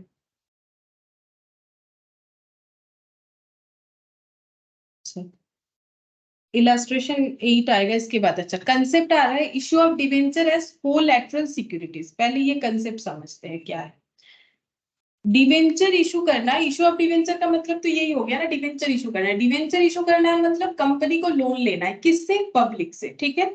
बदले में क्या करना है? सिक्योरिटी भी रखना है, मतलब मॉर्टगेज रखना है, ठीक है। बदले में मॉर्टगेज रखना है। अच्छा, मॉर्टगेज, लेकिन यहाँ पर बोला है कोलैटरल सिक्योरिटीज, मतलब एडिशनल एडिशनल सिक्योरिटी। सिक्योरिटी किसको चाहिए? कंपनी को थोड़ी ना चाहिए। जो लोन लेता है उसे कभी सिक्योरिटीज का जरूरत नहीं होता है, क्योंकि उसका थोड़ी ना कुछ भी लॉस होने वाला है अगर लोन रीपे नहीं कर पाता है। जैसे मान लो हम अगर बैंक से लोन ले रहे हैं तो सिक्योरिटी तो बैंक वाले को चाहिए ना। अगर हम बाई चांस लोन पे करने में, मतलब ईएमआई देने में फेल हो जाते हैं तो वो तो बैंक का लॉस होगा, ठीक है। तो बैंक उसके बदले क्या करता है? जैसे मान लो अगर हम लोग कोई कार ले रहे हैं, उस पे लोन लिया है, तो कार को मॉर्टगेज रख लेता है, ठीक है, कि अगर ये पे नहीं कर पाता है कार का जो ईएमआई वगैरह है तो वो कार लेके चला जाएगा, ठीक है। अब जैसे होम लोन होता है ना, तो होम जो है वो मॉर्टगेज हो जाता है किसके पास? बैंक के पास। ये ऐसा एग्रीमेंट में लिखा हुआ रहता है कि अभी इसमें पोजीशन जो रह रहे हैं जिन्होंने लोन लिया उनका है, लेकिन ओनरशिप उस दिन ट्रांसफर होगा जिस दिन लास्ट ईएमआई लोन का हम लोग पे कर देंगे, मतलब पूरा क्लियरेंस कर देंगे, तब हमें ओनरशिप मिलता है। लोन पे घर लेने का मतलब ओनरशिप नहीं आ जाता है, ठीक है। जिनसे परचेस किए उनसे ओनरशिप, उन्होंने अपना ओनरशिप ट्रांसफर कर दिया है हमें, ठीक है। सिर्फ हमारे नाम पे घर रजिस्टर होता है, लेकिन अभी भी वो बैंक के पास मॉर्टगेज होता है। बाई चांस लोन नहीं रिपे कर पाते हो तो बैंक जो है पहले तो कुछ नोटिस देगा, उसके बाद भी अगर काम नहीं होता है तो फिर वो मतलब जो घर है वो ले लेगा, ठीक है। वही होता है। अब कोलैटरल सिक्योरिटीज का मतलब सिक्योरिटीज पे और भी ज्यादा सिक्योरिटीज, मतलब एडिशनल सिक्योरिटीज, ठीक है। एडिशनल सिक्योरिटीज, और एडिशनल सिक्योरिटीज के तौर पे बैंक क्या कर रहा है? कंपनी डिवेंचर इशू कर रहा है। अब देखो, जैसे मैंने बोला होम लोन लेने पे क्या होता है कि घर जो है वो मॉर्टगेज होता है, ठीक है। लेकिन घर मॉर्टगेज हो जाने का मतलब ये नहीं है कि हम लोग उस घर पे रह नहीं पाएंगे, ठीक है।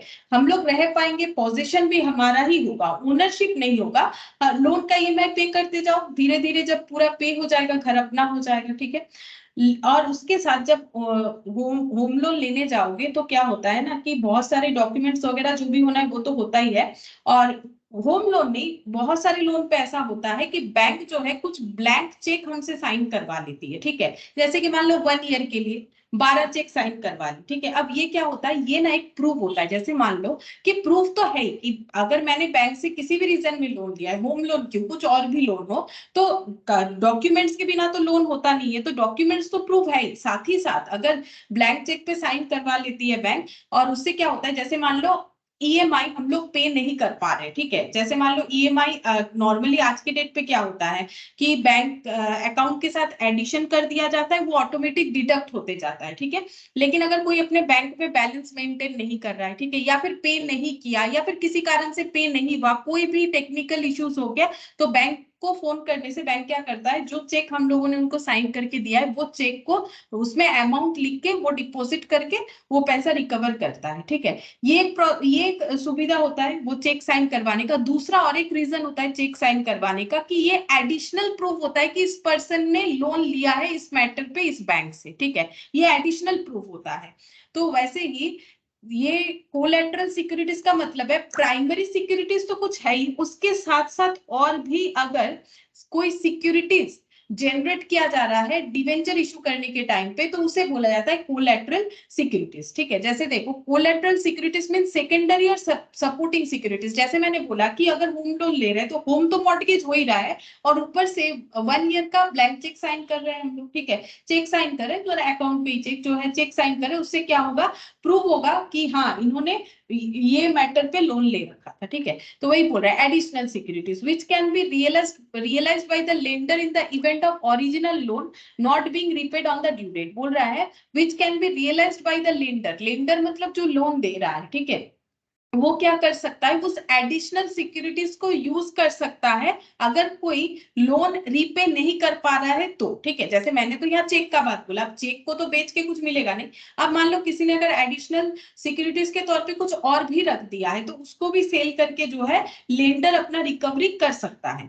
Under this agreement the borrower agrees that a particular asset और group of asset will be realised and the proceeds this from will be applied to repay the loan in the event that the amount due cannot be paid। क्या हो रहा है, ऐसे agreement में, ऐसे arrangement में क्या होता है, जो बोरोवर है मतलब जिसने लोन लिया है वो एग्री हो जाता है कि किसी एक पर्टिकुलर एसेट या ग्रुप ऑफ एसेट को, मतलब एक या एक से ज्यादा एसेट को वो मॉर्गेज रख देता है, ठीक है, ताकि अगर वो किसी कारण से लोन का अमाउंट जो ड्यू हो रहा है वो अगर पे नहीं कर पा रहा है तो उसको बेच के जो लेंडर है वो अपना रिकवरी कर लेगा। मतलब बैंक, जैसे होम लोन लिया, ईएमआई नहीं पे कर पा रहे तो बैंक आके घर से निकाल देगा, निकालने के बाद उस जो घर है उसको फिर ऑक्शन वगैरह में बेच सकता है या किसी भी तरीके से उस घर को बेच बाच के अपना रियलाइजेशन कर लेगा, क्योंकि बैंक तो पूरा पैसा दे ही देता है परचेस करने के लिए। जब मतलब रजिस्ट्रेशन होगा घर का, ठीक है, जब रजिस्ट्री होता है तो उसमें पेमेंट पूरा करना पड़ेगा ना, जिससे हम लोग परचेस कर रहे हैं, तो वो पेमेंट कौन करता है, अगर हम लोग लोन पे ले रहे हैं तो वो पेमेंट बैंक करता है, ठीक है। तो इसका मतलब बैंक ने खरीद के दिया, मतलब बेसिकली हम लोगों ने उनसे लोन लिया बैंक वालों से, ठीक है, तो वही होता है। तो वो बोल रहा है कि अगर हम लोग मॉर्गेज रखते हैं तो उस एसेट को बेच के लेंडर अपना रिकवरी कर सकता है। अब क्या बोल रहा है, sometimes company issues their own debenture as collateral securities. Company अपने डिवेंचर को कोलैटरल सिक्योरिटीज मतलब एडिशनल सिक्योरिटीज के तौर पे जो है इशू करती है फॉर ए लोन और ए फ्लक्चुएटिंग ओवरड्राफ्ट। लोन या ओवरड्राफ्ट के लिए एक एडिशनल सिक्योरिटीज के तौर पे, प्राइमरी सिक्योरिटीज तो कुछ होगा ही, उसके साथ साथ और एक सिक्योरिटीज देने के लिए डिवेंचर इशू करती है, ठीक है। When the loan is repaid on the due date, जब लोन रीपे हो जाएगा ड्यू डेट पे, मतलब अगर हम लोग जैसे 5 साल के लिए लोन लिए थे, लोन एकदम सही तरीके से हम लोगों ने पेमेंट कर दिया, कुछ भी हम लोगों ने डिफॉल्ट नहीं किया है, this debentures are at once released with the main security. तब क्या होगा, मेन जो सिक्योरिटी है उसके साथ साथ ये डिवेंचर भी रिलीज हो जाएगा। मतलब देखो, अगर कंपनी डिवेंचर को एज ए कोलैटरल सिक्योरिटीज जो है वो इशू करती है तो वो उसपे क्या हो जाएगा, उसपे ओनरशिप आ जाएगा ना, मतलब हम ये बोल रहे हैं ओनरशिप बोल रहे हैं, सॉरी, देखो हम ये बताना चाह रहे हैं, जैसे देखो एक प्लांट मशीनरी है फैक्ट्री में, ठीक है, और किसी कंपनी ने जो है लोन लिया, किसी एक कंपनी, मान लो कंपनी है एबीसी लिमिटेड, इन्होंने क्या किया है, बैंक में जाके लोन लिया है, ठीक है, बैंक में जाके लोन लिया है। अब उसके बदले ये प्लांट मशीनरी को क्या किया है, मॉर्गेज किया है। तो इसका मतलब ये नहीं है कि बैंक आके ये प्लांट मशीनरी उठा के लेके चली जाएगी, नहीं, ऐसा बात नहीं है, ठीक है। प्लांट मशीनरी यहीं पर फैक्ट्री में ही लगा हुआ रहेगा, उससे जैसे काम हो रहा था वैसा ही होगा, ठीक है। बस इसको हम लोग बेच नहीं सकते क्योंकि ये हमारी ओनरशिप में अब नहीं है, हमारे पोजीशन में है, क्योंकि बैंक के साथ हमारा ट्रांजैक्शन हो गया है कि लोन दिया गया है और उसके बदले ये मॉर्गेज रखा गया है। जब तक लोन पूरा खत्म नहीं हो जाता है तब तक इस पे हमारा अधिकार है, ठीक है। आप इसको यूज करो, आप इसको यूज करो जैसे करो, उसमें कोई प्रॉब्लम नहीं। कंपनी को बोल रहे हैं आप प्लांट मशीनरी जैसे यूज कर रहे थे वैसे ही यूज करो, लेकिन हमें बिना पूछे आप इसे बेच नहीं सकते हो, क्योंकि अगर आप लोन रीपे नहीं कर पाते हो तो हम लोग इसको बेच के अपना रिकवरी करेंगे, ठीक है। और अगर आप लोन पूरा रीपे कर देते हो तो ये रिलीज हो जाएगा। तो वही बोल रहा है कि अगर लोन रीपे हो जाता है, जिस डिबेंचर को कंपनी जो है as a collateral securities issue कर रखी है वो रिलीज हो जाएगा मेन सिक्योरिटीज के साथ साथ, मतलब ये तो एडिशनल सिक्योरिटीज का बात हो रहा है ना, मेन जो सिक्योरिटीज है उसके साथ साथ ये भी रिलीज हो जाएगा। In case the company can not repay this loan, company अगर अपना लोन रीपे नहीं कर पाती है and the interest thereon due date, ना तो इंटरेस्ट दे पा रही है ना तो लोन, अब इंटरेस्ट ही अगर कोई भर नहीं पा रहा है, ईएमआई नहीं भर पा रहा है, तो फिर लोन कैसे रीपे होगा। The lender becomes the debenture holder who can exercise all the rights of the debenture holder. अब इस पॉइंट का मतलब समझाते हैं, जैसे मैंने बोला कि प्लांट मशीनरी, इसका मतलब ये नहीं है कि बैंक लेके चली जाएगी, तो वैसे ही अगर कोई कंपनी बैंक से लोन ले रही है और एडिशनल सिक्योरिटीज के तौर पे एक तो कुछ प्राइमरी सिक्योरिटीज रखी होगी, उसके साथ साथ अगर डिवेंचर को भी एज ए कोलैटरल सिक्योरिटीज रख रही है बैंक के पास, ठीक है, और वो लोन रीपे नहीं कर पा रही है, तो क्या होगा, बैंक उस डिवेंचर का डिवेंचर होल्डर बन जाएगा। हम बताते हैं क्या हो रहा है। अभी देखो प्लांट मशीनरी का ओनरशिप जरूर बैंक के पास है और उसे यूज कौन कर रहा है, कंपनी कर रहा है, क्योंकि ओनरशिप कंपनी के पास से क्यों चला गया, क्योंकि कंपनी ने इसे मॉर्गेज रख दिया है, ठीक है। तो मॉर्गेज रख दिया है, अब ये मॉर्गेज हटाने का एक ही रास्ता है, लोन रीपे कर दो, मॉर्गेज हट जाएगा, तुम्हारा चीज तुम्हारा हो जाएगा, ठीक है। अब अगर कंपनी ने क्या किया है, इसके साथ साथ ये प्लांट मशीनरी तो मॉर्गेज रखा है, उसके साथ साथ बैंक में क्या कर दिया है, डिवेंचर इशू कर दिया है बैंक वाले को, ठीक है, डिवेंचर इशू कर दिया है। अब यहाँ पर कंडीशन क्या हुआ, डिवेंचर इशू किया बट पैसा नहीं आएगा, ये डिवेंचर इशू किया एज अ कोलैटरल सिक्योरिटीज। अब देखो डिवेंचर इशू करने से पैसा थोड़ी आएगा, बैंक थोड़ी ना उसे पैसा देगा, बैंक बोलेगा आप तो मुझे एडिशनल सिक्योरिटीज के तौर पे डिवेंचर दे रहे हो और इसका मतलब ये है कि आप अगर लोन रीपे नहीं कर पाओगे तो हम इस डिवेंचर का एक्चुअली डिवेंचर होल्डर बन जाएंगे। जैसे प्लांट मशीनरी उठा के नहीं लेके जा सकता है, जब तक ये लोन रीपे नहीं कर पाता है तब ये उठा के लेके जाएगा। अगर लोन रीपे कर देता है तो प्लांट मशीनरी इसका चीज इसी का रह जाएगा। वैसे ही डिवेंचर इशू तो कर दिया है लेकिन बैंक इसका अभी डिवेंचर होल्डर नहीं है। एक्चुअली में डिवेंचर होल्डर या डिवेंचर का सारा राइट्स बैंक के पास तब जनरेट होगा जब ये कंपनी फेलियर हो जाएगी अपने लोन को रीपे करने में, ठीक है। तब के बैंक के पास डिवेंचर का जितना भी राइट्स है वो बैंक एक्सरसाइज करेगा, ठीक है। तब तक ये जो debenture as a collateral securities issue हो रहा है वो डिवेंचर पे बैंक को कोई इंटरेस्ट भी नहीं मिलेगा। नॉर्मली डिवेंचर इशू होने पे कंपनी जिनको भी डिवेंचर ऑफर करती है और जो होल्डर बनते हैं उनको कंपनी को करना पड़ता है, इंटरेस्ट देना पड़ता है। बैंक को कंपनी को कोई इंटरेस्ट देना नहीं पड़ेगा। मतलब बेसिकली ये जो है ये इशू जो है कोलैटरल सिक्योरिटीज है, इसमें ना तो इशू करने पे कंपनी के पास कोई पैसा आ रहा है ना तो कंपनी बैंक को कोई इंटरेस्ट देगी। ये तब एक्टिव होगा, ये एग्रीमेंट तब एक्टिव होगा जब कंपनी फेलियर हो जाएगी लोन को रीपे करने में, तब जाके बैंक जो है डिवेंचर होल्डर बन जाएगा, तब कंपनी को बैंक को इस डिवेंचर पे भी इंटरेस्ट देना पड़ेगा, ठीक है। तो वही चीज बोल रहा है, देखो in case the company repay its loan cannot repay its loan and interest thereon on the due date और interest भी नहीं दे पा रही है, the lender becomes the debenture holder। तो जिन्होंने लोन दिया है वो तब डिवेंचर होल्डर होंगे। तब कंपनी जब डिवेंचर इशू कर रही थी तब क्या एंट्री होगा, देखो नॉर्मली डिवेंचर इशू करने से एंट्री होना चाहिए, हम एक लाइन पे बता रहे बैंक टू डिवेंचर बोल के, ठीक है, जैसे बैंक टू लोन होता है। अब बैंक तो डिबेट कर नहीं पाएंगे क्योंकि ये डिवेंचर इशू करके कंपनी के पास कोई पैसा नहीं आ रहा है, ठीक है, कोई पैसा नहीं आ रहा है। एक्चुअली यहाँ पर कोई एंट्री होना ही नहीं चाहिए। देखो एंट्री तो तब होता है ना जब कोई मॉनिटरी ट्रांजैक्शन होता है। मैंने अपने प्लांट मशीनरी को मॉर्गेज रखा तो ये कोई एंट्री यहाँ पर कैसे होगा, मॉर्गेज रखना एक एग्रीमेंट है, कोई मॉनिटरी ट्रांजैक्शन है ही नहीं, तो मॉर्गेज रखने पे वैसे ही कोई एंट्री नहीं बनता है, ठीक है। तो एंट्री होना नहीं चाहिए। तो यहाँ पर हम लोग पढ़ेंगे कि जब डिवेंचर कोलैटरल सिक्योरिटी के तौर पे इशू होता है तो दो मेथड यूज करती है कंपनी अपना जो है अकाउंटिंग ट्रीटमेंट करने के लिए, ठीक है। उसमें से एक मेथड को बेस्ट माना गया है, एक को लेस बेस्ट माना गया है, ठीक है। तो एक बेस्ट है, एक उतना बेस्ट नहीं है। तो बेसिकली एंट्री नहीं होना चाहिए। मेथड 1 है जहां पर हम लोग एंट्री नहीं करेंगे, मेथड 2 है जहां हम लोग एंट्री करेंगे। तो लॉजिकली एंट्री नहीं होना चाहिए बिकॉज नो मॉनिटरी ट्रांजैक्शन, तो एंट्री क्यों होगा, ठीक है। तो एंट्री नहीं होगा तो कैसे ट्रीटमेंट होगा वो हम लोग देखेंगे। और एक बार है कि हम लोग एक जो है फेक एंट्री बनाएंगे बेसिकली, ठीक है, क्योंकि डिवेंचर तो रियली में इशू हो नहीं रहा है, वो तो जस्ट ऐसे शो हो रहा है कि हाँ हम लोग ऐसा डिवेंचर आपको होल्डर बना देंगे जब हम लोग फेलियर हो जाएंगे लोन रीपे करने के लिए, ठीक है। तो वो मेथड ही हम लोग यहाँ पर देखेंगे। अब ये पॉइंट क्या बोला है, the holder of such debenture is entitled to interest only on the amount of loan but not on the debentures. वो तो मैंने पहले ही बोला, कंपनी ने अगर कोलैटरल सिक्योरिटीज के तौर पे डिवेंचर इशू कर दिया तो इसका मतलब ये नहीं है कि बैंक उसको डिवेंचर इशू करने पे पैसा देगी या फिर कंपनी बैंक को कोई इंटरेस्ट देगी उस डिवेंचर पे, नहीं, ऐसा कुछ भी नहीं हुआ, वो तो मॉर्गेज है, ठीक है। अगर लोन फेलियर हो जाता है तो डिवेंचर का जो मतलब राइट्स है वो एक्टिवेट होगा, उसके पहले ये एक्टिव नहीं है, ठीक है। और यहाँ पर बोल रहा है कि बैंक को लोन किस अमाउंट पे मिलेगा, कंपनी जो इंटरेस्ट भरेगी बैंक में वो किस अमाउंट पे भरेगी, ओनली लोन टेकन जो है उस अमाउंट पे और किसी अमाउंट पे नहीं।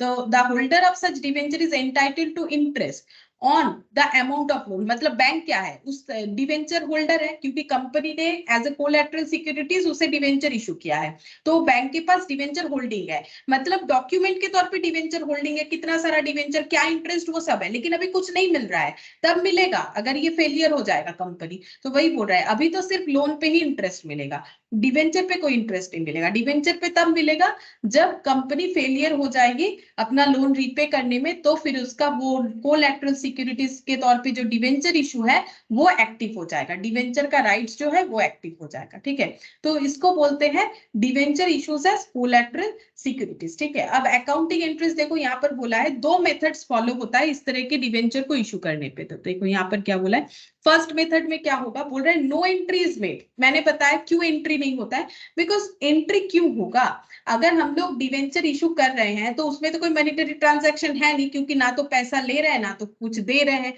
तो फिर यहाँ पर जो है एंट्री नहीं होना चाहिए। ठीक है, अब उसको कहाँ फिर शो करेंगे, क्योंकि इस इंसिडेंट को कहीं ना कहीं तो हमें शो करना पड़ेगा कि हाँ हम लोगों ने as a collateral securities bank को डिवेंचर इशू किया है, तो उसे कहाँ शो करना होता है, उसे हम लोग नोट्स टू अकाउंट्स, मतलब बैलेंस शीट में जो नोट्स टू अकाउंट्स बनता है वहां पर लॉन्ग टर्म बोरोइंग के अंडर, क्योंकि हमें है कि बैलेंस शीट में डिवेंचर को कहाँ दिखाया जाएगा, लॉन्ग टर्म बोरोइंग में, तो लॉन्ग टर्म बोरोइंग के अंडर जो लोन लिए है वहां पर हमें लिखना पड़ेगा। कैसे लिखना पड़ेगा हम दिखा देते हैं, ये देखो यहाँ पर क्वेश्चन में देखते हैं, एक्स लिमिटेड ने लोन लिया है आईडीबीआई बैंक से 1 करोड़ का और कोलैटरल सिक्योरिटीज के तौर पे 1 करोड़ 50 लाख का डिवेंचर इशू किया है, 14% फर्स्ट मॉर्टगेज डिवेंचर। ठीक है, तो फर्स्ट मॉर्टगेज डिवेंचर मतलब प्रायोरिटी बेसिस पे डिवेंचर इशू किया है कि अगर कुछ भी होता है, अगर कुछ भी ऐसा होता है कि कंपनी अपना लोन पे नहीं कर पा रही है, तो ये डिवेंचर जो है एक्टिव हो जाएगा और डिवेंचर होल्डर का राइट्स जो है आईडीबीआई बैंक को मिल जाएगा। ठीक है, अब इसे हमें क्या करना है, अगर हमें मेथड 1 फॉलो करना है तो हम लोग उसको कैसे दिखा सकते हैं, देखो अगर हमें मेथड 1 फॉलो करना है तो हम लोग इसको इस तरीके से दिखाएंगे, इलस्ट्रेशन 8 नोट्स टू अकाउंट्स में दिखाना है, तो हम यहाँ पर दिखा देते हैं नोट्स टू अकाउंट्स। कैसे दिखाएंगे, नोट्स टू अकाउंट्स में लॉन्ग टर्म बोरोइंग के अंडर दिखाएंगे, लॉन्ग टर्म बोरोइंग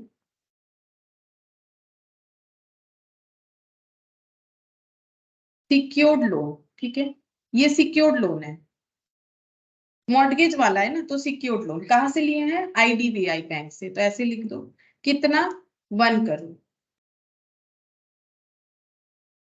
और ब्रैकेट में लिखना है क्या सिक्योर्ड रखे हैं, कोलैटरल। प्राइमरी सिक्योरिटी क्या है वो तो बताया नहीं है, लेकिन कोलैटरल सिक्योरिटीज के तौर पे जो है वो हम लोग लिख देते हैं, कोलैटरली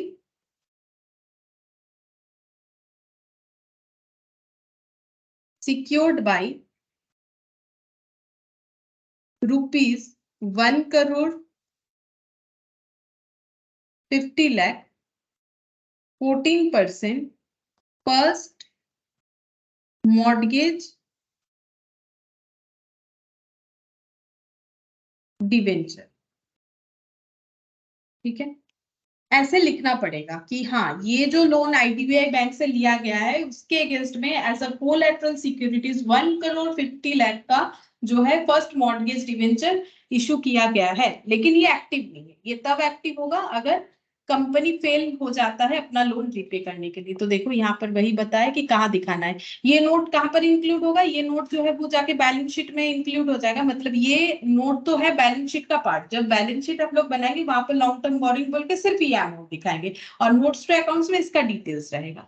लेकिन अगर हम लोग इसको मेथड 2 के बेसिस पे करते हैं, मेथड 2 क्या है, मैंने बोला ना हम लोग एक फेक एंट्री बनाएंगे। फेक एंट्री मतलब जैसे डिवेंचर इशू का एंट्री होता है वैसे बनाएंगे, लेकिन उसका मतलब बेसिकली देखो डिवेंचर इशू का एंट्री क्या होता है, बैंक टू डिवेंचर, बैंक की जगह लिखेंगे डिवेंचर सस्पेंस अकाउंट। ठीक है, अब ये क्यों लिख रहा है, क्योंकि देखो एक्चुअली कोई ट्रांजैक्शन है ही नहीं तो एंट्री तो बनता नहीं है, लेकिन फिर भी एक मेथड निकाला गया है कि हम लोग एक एंट्री बनाएंगे जो कि मतलब ओरिजिनल कोई ट्रांजैक्शन एंट्री नहीं होगा, इसीलिए इसका नाम दिया गया है डिवेंचर सस्पेंस अकाउंट। ठीक है, तो हम लोग डिवेंचर सस्पेंस अकाउंट बोल के एंट्री बनाएंगे, क्योंकि बैंक तो डेबिट कर नहीं सकते हैं। ये देखो, और डिवेंचर सस्पेंस अकाउंट कहां पर अपियर करेगा वो देख लो, एसेट साइड में, बैलेंस शीट के एसेट साइड में नॉन करेंट एसेट के अंडर रहेगा। ठीक है, ये हो गया कंपनी का बैलेंस शीट ऐसे बनता है, इक्विटी एंड लाइबिलिटीज, ये लाइबिलिटी साइड जो भी रहेगा उसके बाद एसेट रहेगा। तो एसेट में जहां नॉन करेंट एसेट रहेगा वहां पर ये वाला दिखाना चाहिए under non current asset. Debenture on the liability side, debenture जो है वो तो लॉन्ग टर्म बोरिंग के अंडर लाइबिलिटी साइड में रहेगा। When the loan is repaid the entry is reversed in order to cancel it, अगर लोन रीपे हो जाता है इस एंट्री को रिवर्स कर देना है, मतलब जस्ट ऑपोजिट कर देना है, debenture suspense to debenture, debenture to debenture suspense, ये कर देना है। ठीक है, अच्छा अब हम लोग यहाँ पर ये इलास्ट्रेशन 9 में क्या बोला है, देखो बोल रहा है कि taking the information from the illustration 8 the entry on the issue, entry क्या होगा वो बताने के लिए बोल रहा है। ठीक है, तो देखो हम दिखाते हैं क्या होगा। सेम ये इलास्ट्रेशन 8 का डेटा लेके ही अगर हम लोग मेथड 2 फॉलो करते हैं तो कैसे करके क्वेश्चन सॉल्व होगा वो पूछ रहा है। देखो इलास्ट्रेशन यहाँ पर लिखते हैं, पहले तो एंट्री करेंगे क्योंकि एंट्री करने बोल रहा है। तो debenture suspense account debit to 14% first mortgage debenture.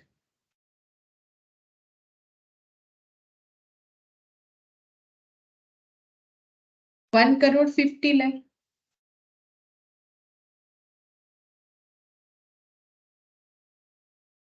अच्छा, इसके बाद बैलेंस शीट बनाएंगे। बैलेंस शीट में कैसे अपीयर करेगा, देखो हम B/S लिख रहे हैं लेकिन तुम लोग पूरा लिखोगे। एक्स लिमिटेड ब्रैकेट में लिख देते हैं एक्सट्रैक्ट, क्योंकि सारा डेटा तो है नहीं। ठीक है, एक्सट्रैक्ट। तो ये बैलेंस शीट कैसे दिखेगा, देखो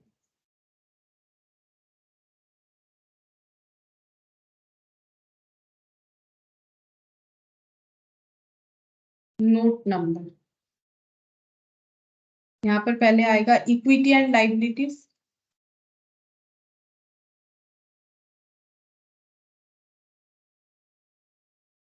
अच्छा, इक्विटी एंड लायबिलिटीज यहाँ पर हम लोग लिखेंगे,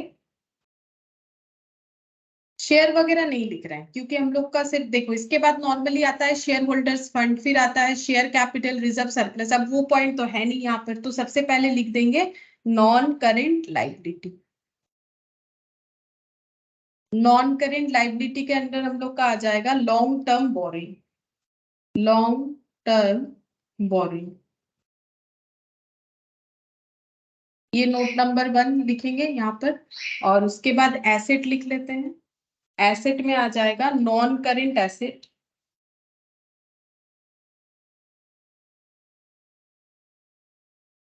उसमें ये देखो यहाँ पर बोला था ना कहाँ पर दिखता है, ये देखो यहाँ पर बोल दिया था कहाँ दिखाना चाहिए, asset side of the balance sheet under other non current asset. तो नॉन करेंट एसेट के अंडर एक अदर नॉन करेंट एसेट बोल के हेडिंग होता है, उसमें आएगा। और एक करेंट एसेट भी आएगा, देखो करेंट एसेट यानी कैश का, वो भी दिखाते हैं। देखो current asset, cash and cash equivalent, cash and cash equivalent.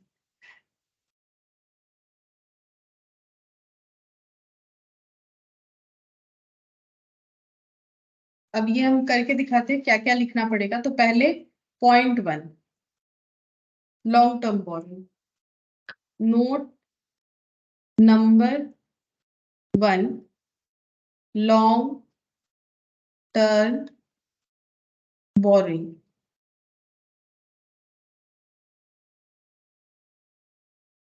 तो इसमें क्या लिखेंगे, सिक्योर्ड लोन कहां से लिया गया है, IDBI बैंक से। सेम क्वेश्चन है ना, IDBI बैंक से लिया गया है, कितने का, 1 करोड़ का।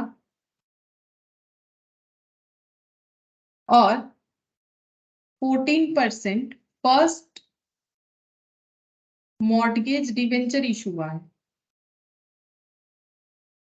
ये भी यहाँ पर दिखाना पड़ेगा। बताते हैं कि 1,50,00,000 टोटल हो जाएगा 2,50,00,000। देखो यहाँ पर हमें सिर्फ एंट्री, क्योंकि हम लोगों ने यहाँ एंट्री किया, देखो इसके पहले वाले कंडीशन में क्या था, हम लोगों ने एंट्री नहीं किया था। तो नोट्स टू अकाउंट्स पे ये ब्रैकेट में दिखाएंगे, जस्ट इंफॉर्मेशन देंगे कि इसके अगेंस्ट में हम लोगों ने क्या क्या मॉर्गेज रखा है। यहाँ पर क्या हो रहा है, डिवेंचर इशू का एंट्री कर रहा है। ठीक है, फेक एंट्री जनरेट कर रहे हैं क्योंकि 214% फर्स्ट मॉर्गेज डिवेंचर हुआ है। तो मतलब डिवेंचर सस्पेंस, अगर ये डिवेंचर नहीं होकर लोन होता लैंग्वेज, तो लोन सस्पेंस टू 14% लोन, तो इसका मतलब लोन एक बना ना, तो ये यहाँ पर ऐड होगा क्योंकि एंट्री हो गया है। एंट्री हुआ है, जर्नल एंट्री हुआ है तो लेजर पोस्टिंग होगा, लेजर होगा तो ट्रायल बैलेंस होगा, तो फाइनल अकाउंट होगा, तो बैलेंस शीट। इसीलिए यहाँ पर आएगा 14% डिवेंचर। तो ये हम लोग का लोन का अमाउंट हो जाएगा 2,50,00,000। ठीक है, ये हमें दिखाना पड़ेगा। फिर नोट नंबर 2 बनाते हैं। नोट नंबर 2 में हम लोग का बनेगा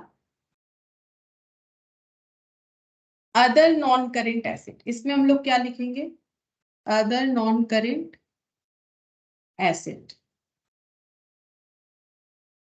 अच्छा, इसमें हमें क्या लिखना है? Debenture suspense. ये पहले हमें इंफॉर्मेशन दिया हुआ था, लिखना पड़ेगा 1,50,00,000। अच्छा, अब ये क्यों इशू हुआ है वो हमें लिखना पड़ेगा। ये डिवेंचर सस्पेंस कहां से आया? क्योंकि इशू किया गया है 1,50,00,000 का 14% first mortgage debenture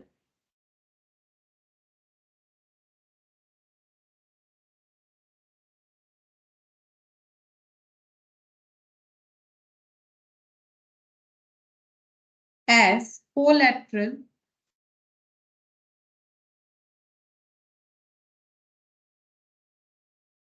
security.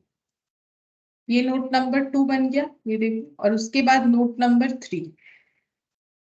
Note number 3 था cash and cash equivalent. Note number 3 cash and cash equivalent. इसमें क्या लिखेंगे? कितना कैश आ रहा है तो लिखेंगे कैश एट बैंक। कितना आया? अब डिवेंचर इशू करके तो कोई कैश आया है नहीं, ठीक है। उसका तो 2 जगह में एडजस्टमेंट हो गया, एक एंट्री यहाँ पर आ गया, एक यहाँ पर आ गया। कैश कितना आया? जितना लोन मिला है। लोन कितने का मिला है? 1 करोड़ का। अब हम लोग इसको नोट्स को जहां जहां पुट करना है वहां पुट करेंगे। तो यहाँ पर लिखेंगे 2,50,00,000।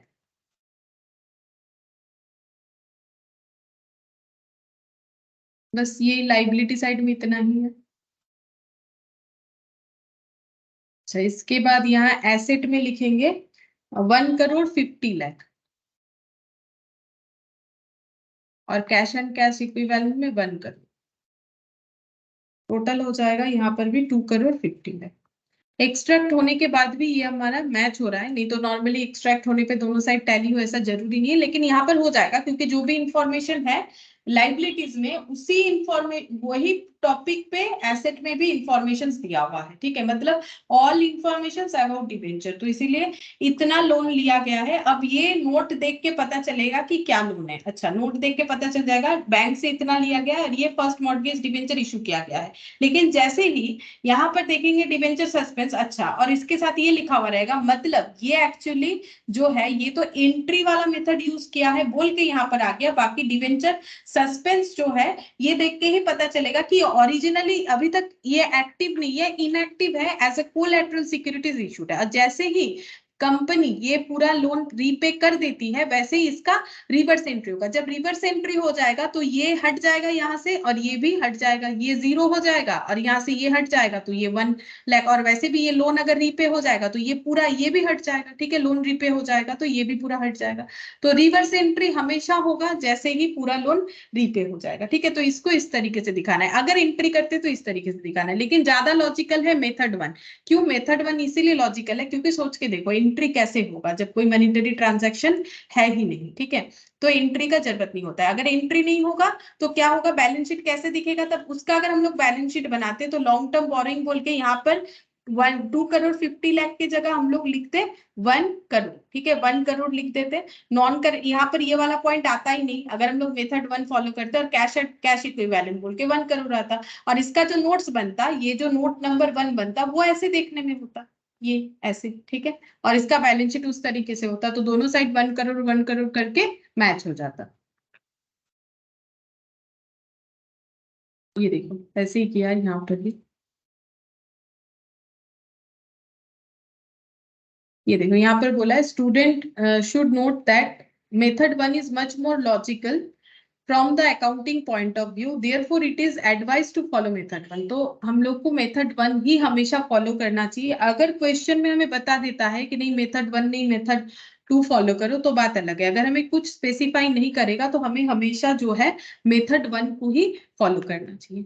अच्छा, फिर यहाँ पर क्या बोला है देखो, issue of debenture in consideration other then for cash. जैसे हम लोगों ने शेयर का देखा था कि consideration other then for cash, वैसे ही डिवेंचर का है। मतलब कंपनी कुछ परचेज कर रही है एसेट वगैरह और उसके बदले डिवेंचर इशू कर रही है। ये देखो, just like share debenture can also be issued for consideration other than cash such as for the purchase of land machine etcetera in case of the following entries passed. तो देखो entry कैसे किया है, sundry asset debit to sundry liabilities to vendors और vendor to debenture. अब ये entry क्या हो गया, यहाँ लाइबिलिटी क्यों आ गया, देखो एसेट परचेज कर रहे हैं और एसेट से रिलेटेड अगर कुछ लाइबिलिटी है वो भी हमें लेना पड़ेगा। जैसे मान लो कि कोई एक एसेट है, ठीक है, जो कि जिसपे लोन चल रहा है, ठीक है, लोन चल रहा है। जैसे मान लो कोई एक फ्लैट है, कोई एक फ्लैट खरीद रहा है जिसपे लोन चल रहा है। अगर वो लोन वाला फ्लैट लेता है तो लोन उसको रीपे करना पड़ेगा, जो परचेज कर रहा है उसी को वो लोन का अमाउंट जो है अब देते जाना पड़ेगा, ठीक है। तो एसेट तो उसके पास आया, साथ ही साथ उससे रिलेटेड लाइबिलिटी भी आया अगर कुछ है तो, ठीक है।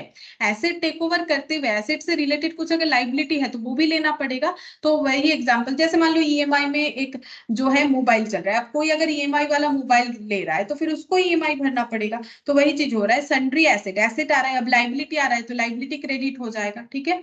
और यहाँ पर दिया हुआ है टू वेंडर, ठीक है, वेंडर को जो परचेज कंसिडरेशन हम लोग देना चाहते हैं तो वो हो जाएगा टू वेंडर बोल के यहाँ पर। अच्छा, अब देखो यहाँ पर क्या बोल रहे हैं, वेंडर टू डिवेंचर अकाउंट। अब वेंडर को हम लोग क्या पे कर रहे हैं, कैश की जगह डिवेंचर दे रहा है, तो वेंडर टू डिवेंचर अकाउंट हो गया, ठीक है। इस तरीके से दिया। अब कितना डिवेंचर इशू करना है वो हम लोग कैसे कैलकुलेट करेंगे, जैसे शेयर में था नंबर ऑफ शेयर्स जैसे होता है उसी तरह के यहाँ पर देखो नंबर ऑफ डिवेंचर लिखना चाहिए, इन्होंने पता नहीं क्यों शेयर लिख दिया है, जो भी हो। तो नंबर ऑफ डिवेंचर्स कैसे हो जाएगा, परचेज कंसिडरेशन डिवाइडेड बाय पर वैल्यू पर प्लस प्रीमियम पर वैल्यू माइनस डिस्काउंट। इतने के जगह हम लोग सिंपल ऐसे लिख सकते हैं, number of debenture equal to क्या हो जाएगा, number of debenture equal to हो जाएगा वैल्यू ऑफ एसेट।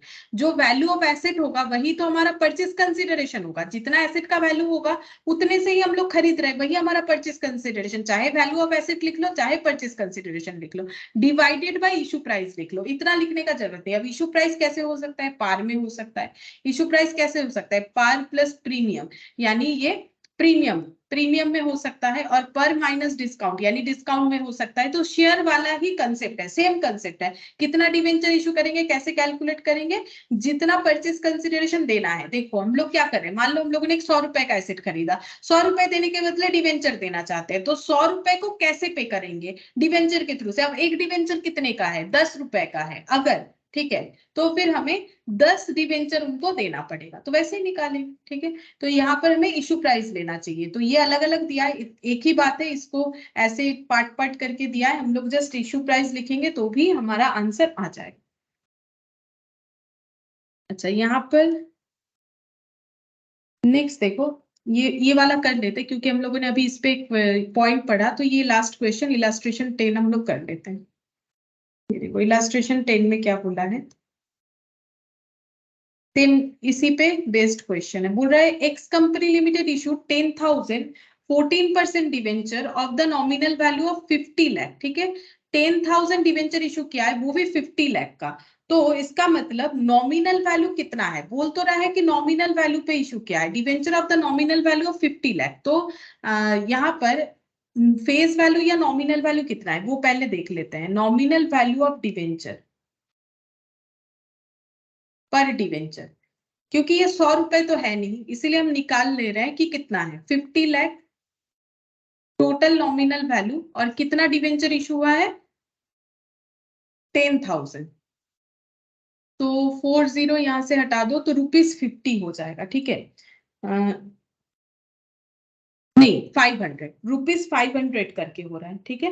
₹500 हो रहा है नॉमिनल वैल्यू एक एक डिवेंचर का। अब नॉर्मली 100 होता है, यहाँ पर 500 हो रहा है तो 500 मानेंगे, क्योंकि क्वेश्चन में बोल दिया था 10,000 डिवेंचर इशू किया गया है, नंबर ऑफ डिवेंचर, इंटरेस्ट जिसका 14% है, और नॉमिनल वैल्यू है उसका 50 लाख। तो इसका मतलब एक एक डिवेंचर का नॉमिनल वैल्यू कितना हो जाएगा, 10,000 का अगर 50 लाख है तो एक एक का हो गया 500, ठीक है। अब क्वेश्चन पढ़ते हैं, बोल रहा है a sundry person for cash at to sundry person. अच्छा, तो ये इशू किसको किया गया है, सन्ड्री पर्सन्स को, कुछ लोगों को कैश फॉर कैश, जिससे कैश आया 90% of nominal value of 25 lakh, ठीक है। ये क्या बोल रहा है कि नॉमिनल वैल्यू का 90% जो है रिसीव किया गया एज ए कैश या फिर 25 लाख का 90%। ठीक है, ये लैंग्वेज देखो क्या बोल रहा है, किसको इशू किया गया है, सन्ड्री पर्सन्स को कैश लेने के लिए, मतलब कैश मतलब डिवेंचर इशू करके कैश लिया गया है। कैसे डिवेंचर इशू किया गया है, 90% ऑफ नॉमिनल वैल्यू, पहले इतना पढ़ो, 90% ऑफ नॉमिनल वैल्यू यानी 500 का 90%। ठीक है, तो यहाँ पर पहला क्वेश्चन का आंसर करेंगे, कैश के लिए डिवेंचर इशू किया गया तो bank account debit to debenture application, ऐसे लिखते हैं। ठीक है, टू डिवेंचर एप्लीकेशन। अच्छा, कितना मिलेगा, 90% ऑफ नॉमिनल वैल्यू, तो 500 का 90% नॉमिनल वैल्यू हो गया, इनटू कितने सारे डिवेंचर इशू किए गए हैं, यहाँ पर ये डिवेंचर इशू किए गए हैं। अब देखो यहाँ पर कितना सारा डिवेंचर इशू किया गया होगा वो चेक करना पड़ेगा। देखो यहाँ बोल रहा है कि 25 लाख है, अब इसको पढ़ते हैं। ठीक है, 90% of nominal value of 25 lakh. ठीक है, मतलब नॉमिनल वैल्यू का 90% है और नॉमिनल वैल्यू है 25 लाख। ठीक है, इसका मतलब अगर नॉमिनल वैल्यू पे इशू होता वो 25 लाख होता, तो अगर नॉमिनल वैल्यू 25 लाख है तो नंबर ऑफ डिवेंचर कितना होगा, तो ये देखो 25 लाख अगर हम लोग का नॉमिनल वैल्यू है। ठीक है, और एक एक डिवेंचर का नॉमिनल वैल्यू है 500 करके, तो इसका मतलब नंबर ऑफ डिवेंचर इशूड कितना है, 0 0 हटाओ, 5000। ठीक है, 5000 हो जाएगा इंटू 5000, तो देखो कितना आता है, 500 का 90% यानी 450, 450 इंटू 5000, देखते हैं कितना आता है, 22,50,000। ठीक है, 22,50,000। हम फिर से समझा देते हैं, देखो यहाँ पर लैंग्वेज जो है थोड़ा सा एक ही लाइन में दे दिया, इसीलिए कुछ लोगों को कैश के लिए डिवेंचर इशू किया गया है at 90% of nominal value of 25 lakh, मतलब नॉमिनल वैल्यू ऑफ 25 लाख। देखो 90% ऑफ यानी multiplication of nominal value of 25 lakh, मतलब नॉमिनल वैल्यू का 90% या फिर 25 लाख जो है वो मतलब 90% ऑफ नॉमिनल वैल्यू। ठीक है, तो ये अगर हम लोग परसेंटेज में बोले तो 90% ऑफ नॉमिनल वैल्यू जो कि 25 लाख है, लेकिन 90% में इसे इशू किया गया है, तो 25 लाख का भी अगर तुम लोग 90% निकाल देना, ये देखो 25 लाख का भी अगर तुम लोग 90% निकालोगे तो भी तुम लोग का 22,50,000 आएगा, वही बोल रहा है जिसका नॉमिनल वैल्यू है 25 lakh. For cash 90% of nominal, ये देखो 90% ऑफ 25 लाख बेसिकली। ठीक है, मतलब 25 lakh is the nominal value, तो हम लोग नॉमिनल वैल्यू का 25 लाख है, एक एक डिवेंचर का वैल्यू हम लोगों ने निकाल लिया, नॉमिनल वैल्यू 500, मतलब नंबर ऑफ डिवेंचर इशू कितना हो गया 5000, तो 5000 इंटू 450। अब पर वैल्यू पे 90% लगाओ या 25 लाख पे 90% लगाओ, दोनों से ही आंसर आ जाएगा। अब इसे हम लोग ट्रांसफर करेंगे डिवेंचर अकाउंट में, तो कैसे होगा, यहाँ पर लिखेंगे डिवेंचर एप्लीकेशन अकाउंट डेबिट, अब डिस्काउंट में हुआ है, discount on issue of debenture debit, या फिर लॉस भी लिख सकते हो,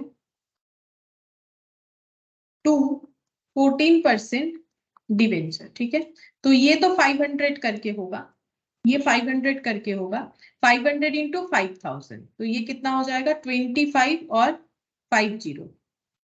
ठीक है, ये कितना डिस्काउंट हो रहा है, 90% डिस्काउंट, मतलब 90% में इशू हो रहा है, यानी 90% यानी 500 का 90% कितना होता है, 500 का 90% हो गया 450, यानी 50 रुपीज का डिस्काउंट हो रहा है, तो 50 इंटू 5000, तो ये हो जाएगा 25,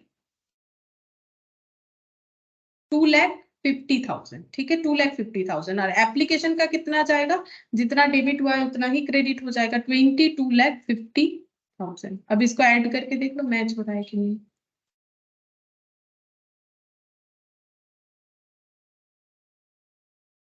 25 लाख इस तरीके से हो जाएगा। ठीक है, अच्छा ये पहला वाला हो गया। सेकंड बोला है एक वेंडर को फिक्स्ड एसेट परचेज किया गया है, वेंडर को डिवेंचर इशू किया गया है जिससे फिक्स्ड एसेट परचेज किया गया है जिसका वैल्यू है 10 लाख, 12,50,000 नॉमिनल वैल्यू है किसका, डिवेंचर का जो इशू किया गया है, लेकिन जो एसेट का वर्थ है मतलब जो परचेज कंसिडरेशन है वो 10 लाख है, तो फिर हम लोग कैसे इसे रिकॉर्ड करेंगे, ये देखो पहले फिक्स्ड एसेट परचेस करते हैं, तो fixed asset account debit to vendor मतलब क्रेडिटर, वेंडर मतलब यहाँ पर क्रेडिटर, चाहो तो क्रेडिटर भी लिख सकते हो।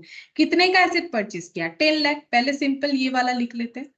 अब जब वेंडर को पेमेंट करेंगे तो वेंडर डेबिट हो जाएगा, और अगर कैश कर देते तो वेंडर टू कैश हो जाता, ठीक है, और तो फिर कुछ करना ही नहीं पड़ता। लेकिन यहाँ पर बोल रहा है कि डिवेंचर इशू हुआ है। अच्छा, अब डिवेंचर कितने का इशू हुआ है? जिसका नॉमिनल वैल्यू है 12,50,000। हमें पता है कि डिवेंचर का एंट्री जो है वो नॉमिनल वैल्यू पे होता है, ठीक है। तो हम लोग अगर डिवेंचर इशू कर रहे हैं तो एंट्री क्या होगा? Bank to debenture. लेकिन यहाँ तो पैसा नहीं मिल रहा है, एसेट आ रहा है, तो यहाँ पर लिखना पड़ेगा टू 14% डिवेंचर, ठीक है। अब हम लोग को पता है कि डिवेंचर का एंट्री हमेशा उसके नॉमिनल वैल्यू पे होगा, जो कि है 12,50,000, ठीक है। इसका मतलब हम लोग डिस्काउंट में डिवेंचर इशू कर रहे हैं, क्योंकि हम लोग के डिवेंचर का जो नॉमिनल वैल्यू है वही है 12,50,000। वो देख के अगर हम लोग 10 लाख का एसेट ले रहे हैं तो इसका मतलब हम लोग डिस्काउंट में इशू किए हैं। तो discount on issue of debenture debit हो जाएगा। कितना होगा इन दोनों का डिफरेंस, यानी 2,50,000 का हम लोग का लॉस है, मतलब कंपनी का लॉस है। कंपनी 12,50,000 का डिवेंचर दे रही है, बदले में 10 लाख का एसेट ले रही है, मतलब ये कंपनी मान रही है। सेटलमेंट इस तरीके से हो रहा है, यानी 2,50,000 का जो है कंपनी का यहाँ पर क्या हो जा रहा है? कंपनी का यहाँ पर 2,50,000 का लॉस हो जा रहा है, लॉस या फिर डिस्काउंट हो रहा है, जैसा बोल सकते हैं हम लोग। अच्छा, अब ये सी देखो, to the banker as collateral securities for a loan 10 lakh. 10 lakh loan लेने के लिए जो है 12,50,000 नॉमिनल वैल्यू का डिवेंचर इशू कर रही कोलैटरल सिक्योरिटीज पे। अगर हम लोग मेथड 1 फॉलो करते हैं, जो कि हमें करना चाहिए एज पर रूल्स, ठीक है, मेथड 2 हमें फॉलो नहीं करना चाहिए, मेथड 1 ही हमें करना चाहिए, एटलीस्ट क्वेश्चन में जब कुछ ना बोले, क्योंकि वही बेस्ट होता है। तो जो सिक्योरिटीज के तौर पे, कोलैटरल सिक्योरिटीज के तौर पे डिवेंचर इशू है, उस पे कोई एंट्री नहीं होगा, सिर्फ लोन लेने का एंट्री होगा। तो लोन लेने का एंट्री कर देते हैं। ये देखो, लोन लेने का एंट्री क्या हो जाएगा? बैंक टू लोन, क्योंकि हम लोग फॉलो क्या कर रहे हैं? मेथड 1, ठीक है। तो कितने का लोन लिए है? 10 लाख। और ये डिवेंचर जो ऐसे कोलैटरल सिक्योरिटीज इशू हुआ है वो नोट्स टू अकाउंट्स में हम लोग दिखा देंगे, क्योंकि हम लोग मेथड 1 फॉलो कर रहे हैं, ठीक है। इस तरीके से होगा। और ये देखो, यहाँ पर और एक तरीके से भी हम लोग एंट्री कर सकते थे, जो हमें यहाँ पर सिखाया गया, परचेस कंसिडरेशन डिवाइडेड बाई जो वैल्यू होगा। अब डिस्काउंट में इशू हो रहा है, ये हमें पता करना पड़ेगा, तब जाके हम लोग ये वाला फॉलो कर सकते हैं। लेकिन उसमें क्या होगा, हमें बहुत सारे कैलकुलेशन करने पड़ेंगे। परचेस कंसिडरेशन तो ऑब्वियसली हमें पता है कितना है, परचेस कंसिडरेशन 10 लाख है। अगर हमें number of debenture to be issued find out करना है, तो ये देखो, नंबर ऑफ डिवेंचर कितना हो जाएगा? यहाँ पर हो गया 10 लाख, ठीक है। और यहाँ पर हमें वैल्यू लिखना पड़ेगा। अब ये डिस्काउंटेड वैल्यू है, कैसे पता चलेगा? 12,50,000 पे कर रहे हैं, 12,50,000 का डिवेंचर, उसके बदले में 10 लाख का एसेट ले रहे हैं। अब इसका नॉमिनल वैल्यू कितना है? ये देखो, 12,50,000 डिवाइडेड बाई यहाँ पर कितना हो जाएगा? 12,50,000 डिवाइडेड बाई 500। तो देखते हैं कितना होगा, क्योंकि 500 करके है ना नॉमिनल वैल्यू, वो तो मैंने पहले कैलकुलेट कर लिया था। तो 2,500 हो रहा है, ठीक है, 2,500 हो रहा है यहाँ पर, ये वाला। तो ये एक्चुअली एंट्री कैसे हुआ होगा? 2,500 इंटू यहाँ पर कितना हो जाएगा? 500। ये क्योंकि डिवेंचर हमेशा अपने पर वैल्यू से होता है, तो यहाँ पर कितने से एंट्री होगा वो हमें देखना पड़ेगा। तो ये जो है ना, इस तरीके से कैलकुलेट करने से अच्छा है, क्योंकि फिर यहाँ पर हमें पर डिवेंचर पे डिस्काउंट भी कैलकुलेट करना पड़ेगा। इससे बेटर है, ये जो है इसमें एप्लीकेबल करना बेकार है। इससे बेटर है कि हमें पता है कि एसेट का वैल्यू 10 लाख है, डिवेंचर इशू हो रहा है 12,50,000 का, तो जो गैप आ रहा है वही हम लोग का डिस्काउंट हो जाएगा, यानी हम लोग डिस्काउंटेड डिवेंचर इशू कर रहे हैं, ठीक है। तो ये वाला थोड़ा इंपॉर्टेंट है, देख सकते हो। अच्छा, इस पे क्वेश्चन है, तीनों क्वेश्चन ही, ठीक है। फिर आज हम लोग इतना ही करते हैं, बाकी जो है इसके बाद डिस्काउंट राइट ऑफ का क्वेश्चन होगा, ये हम लोग नेक्स्ट क्लास में करेंगे।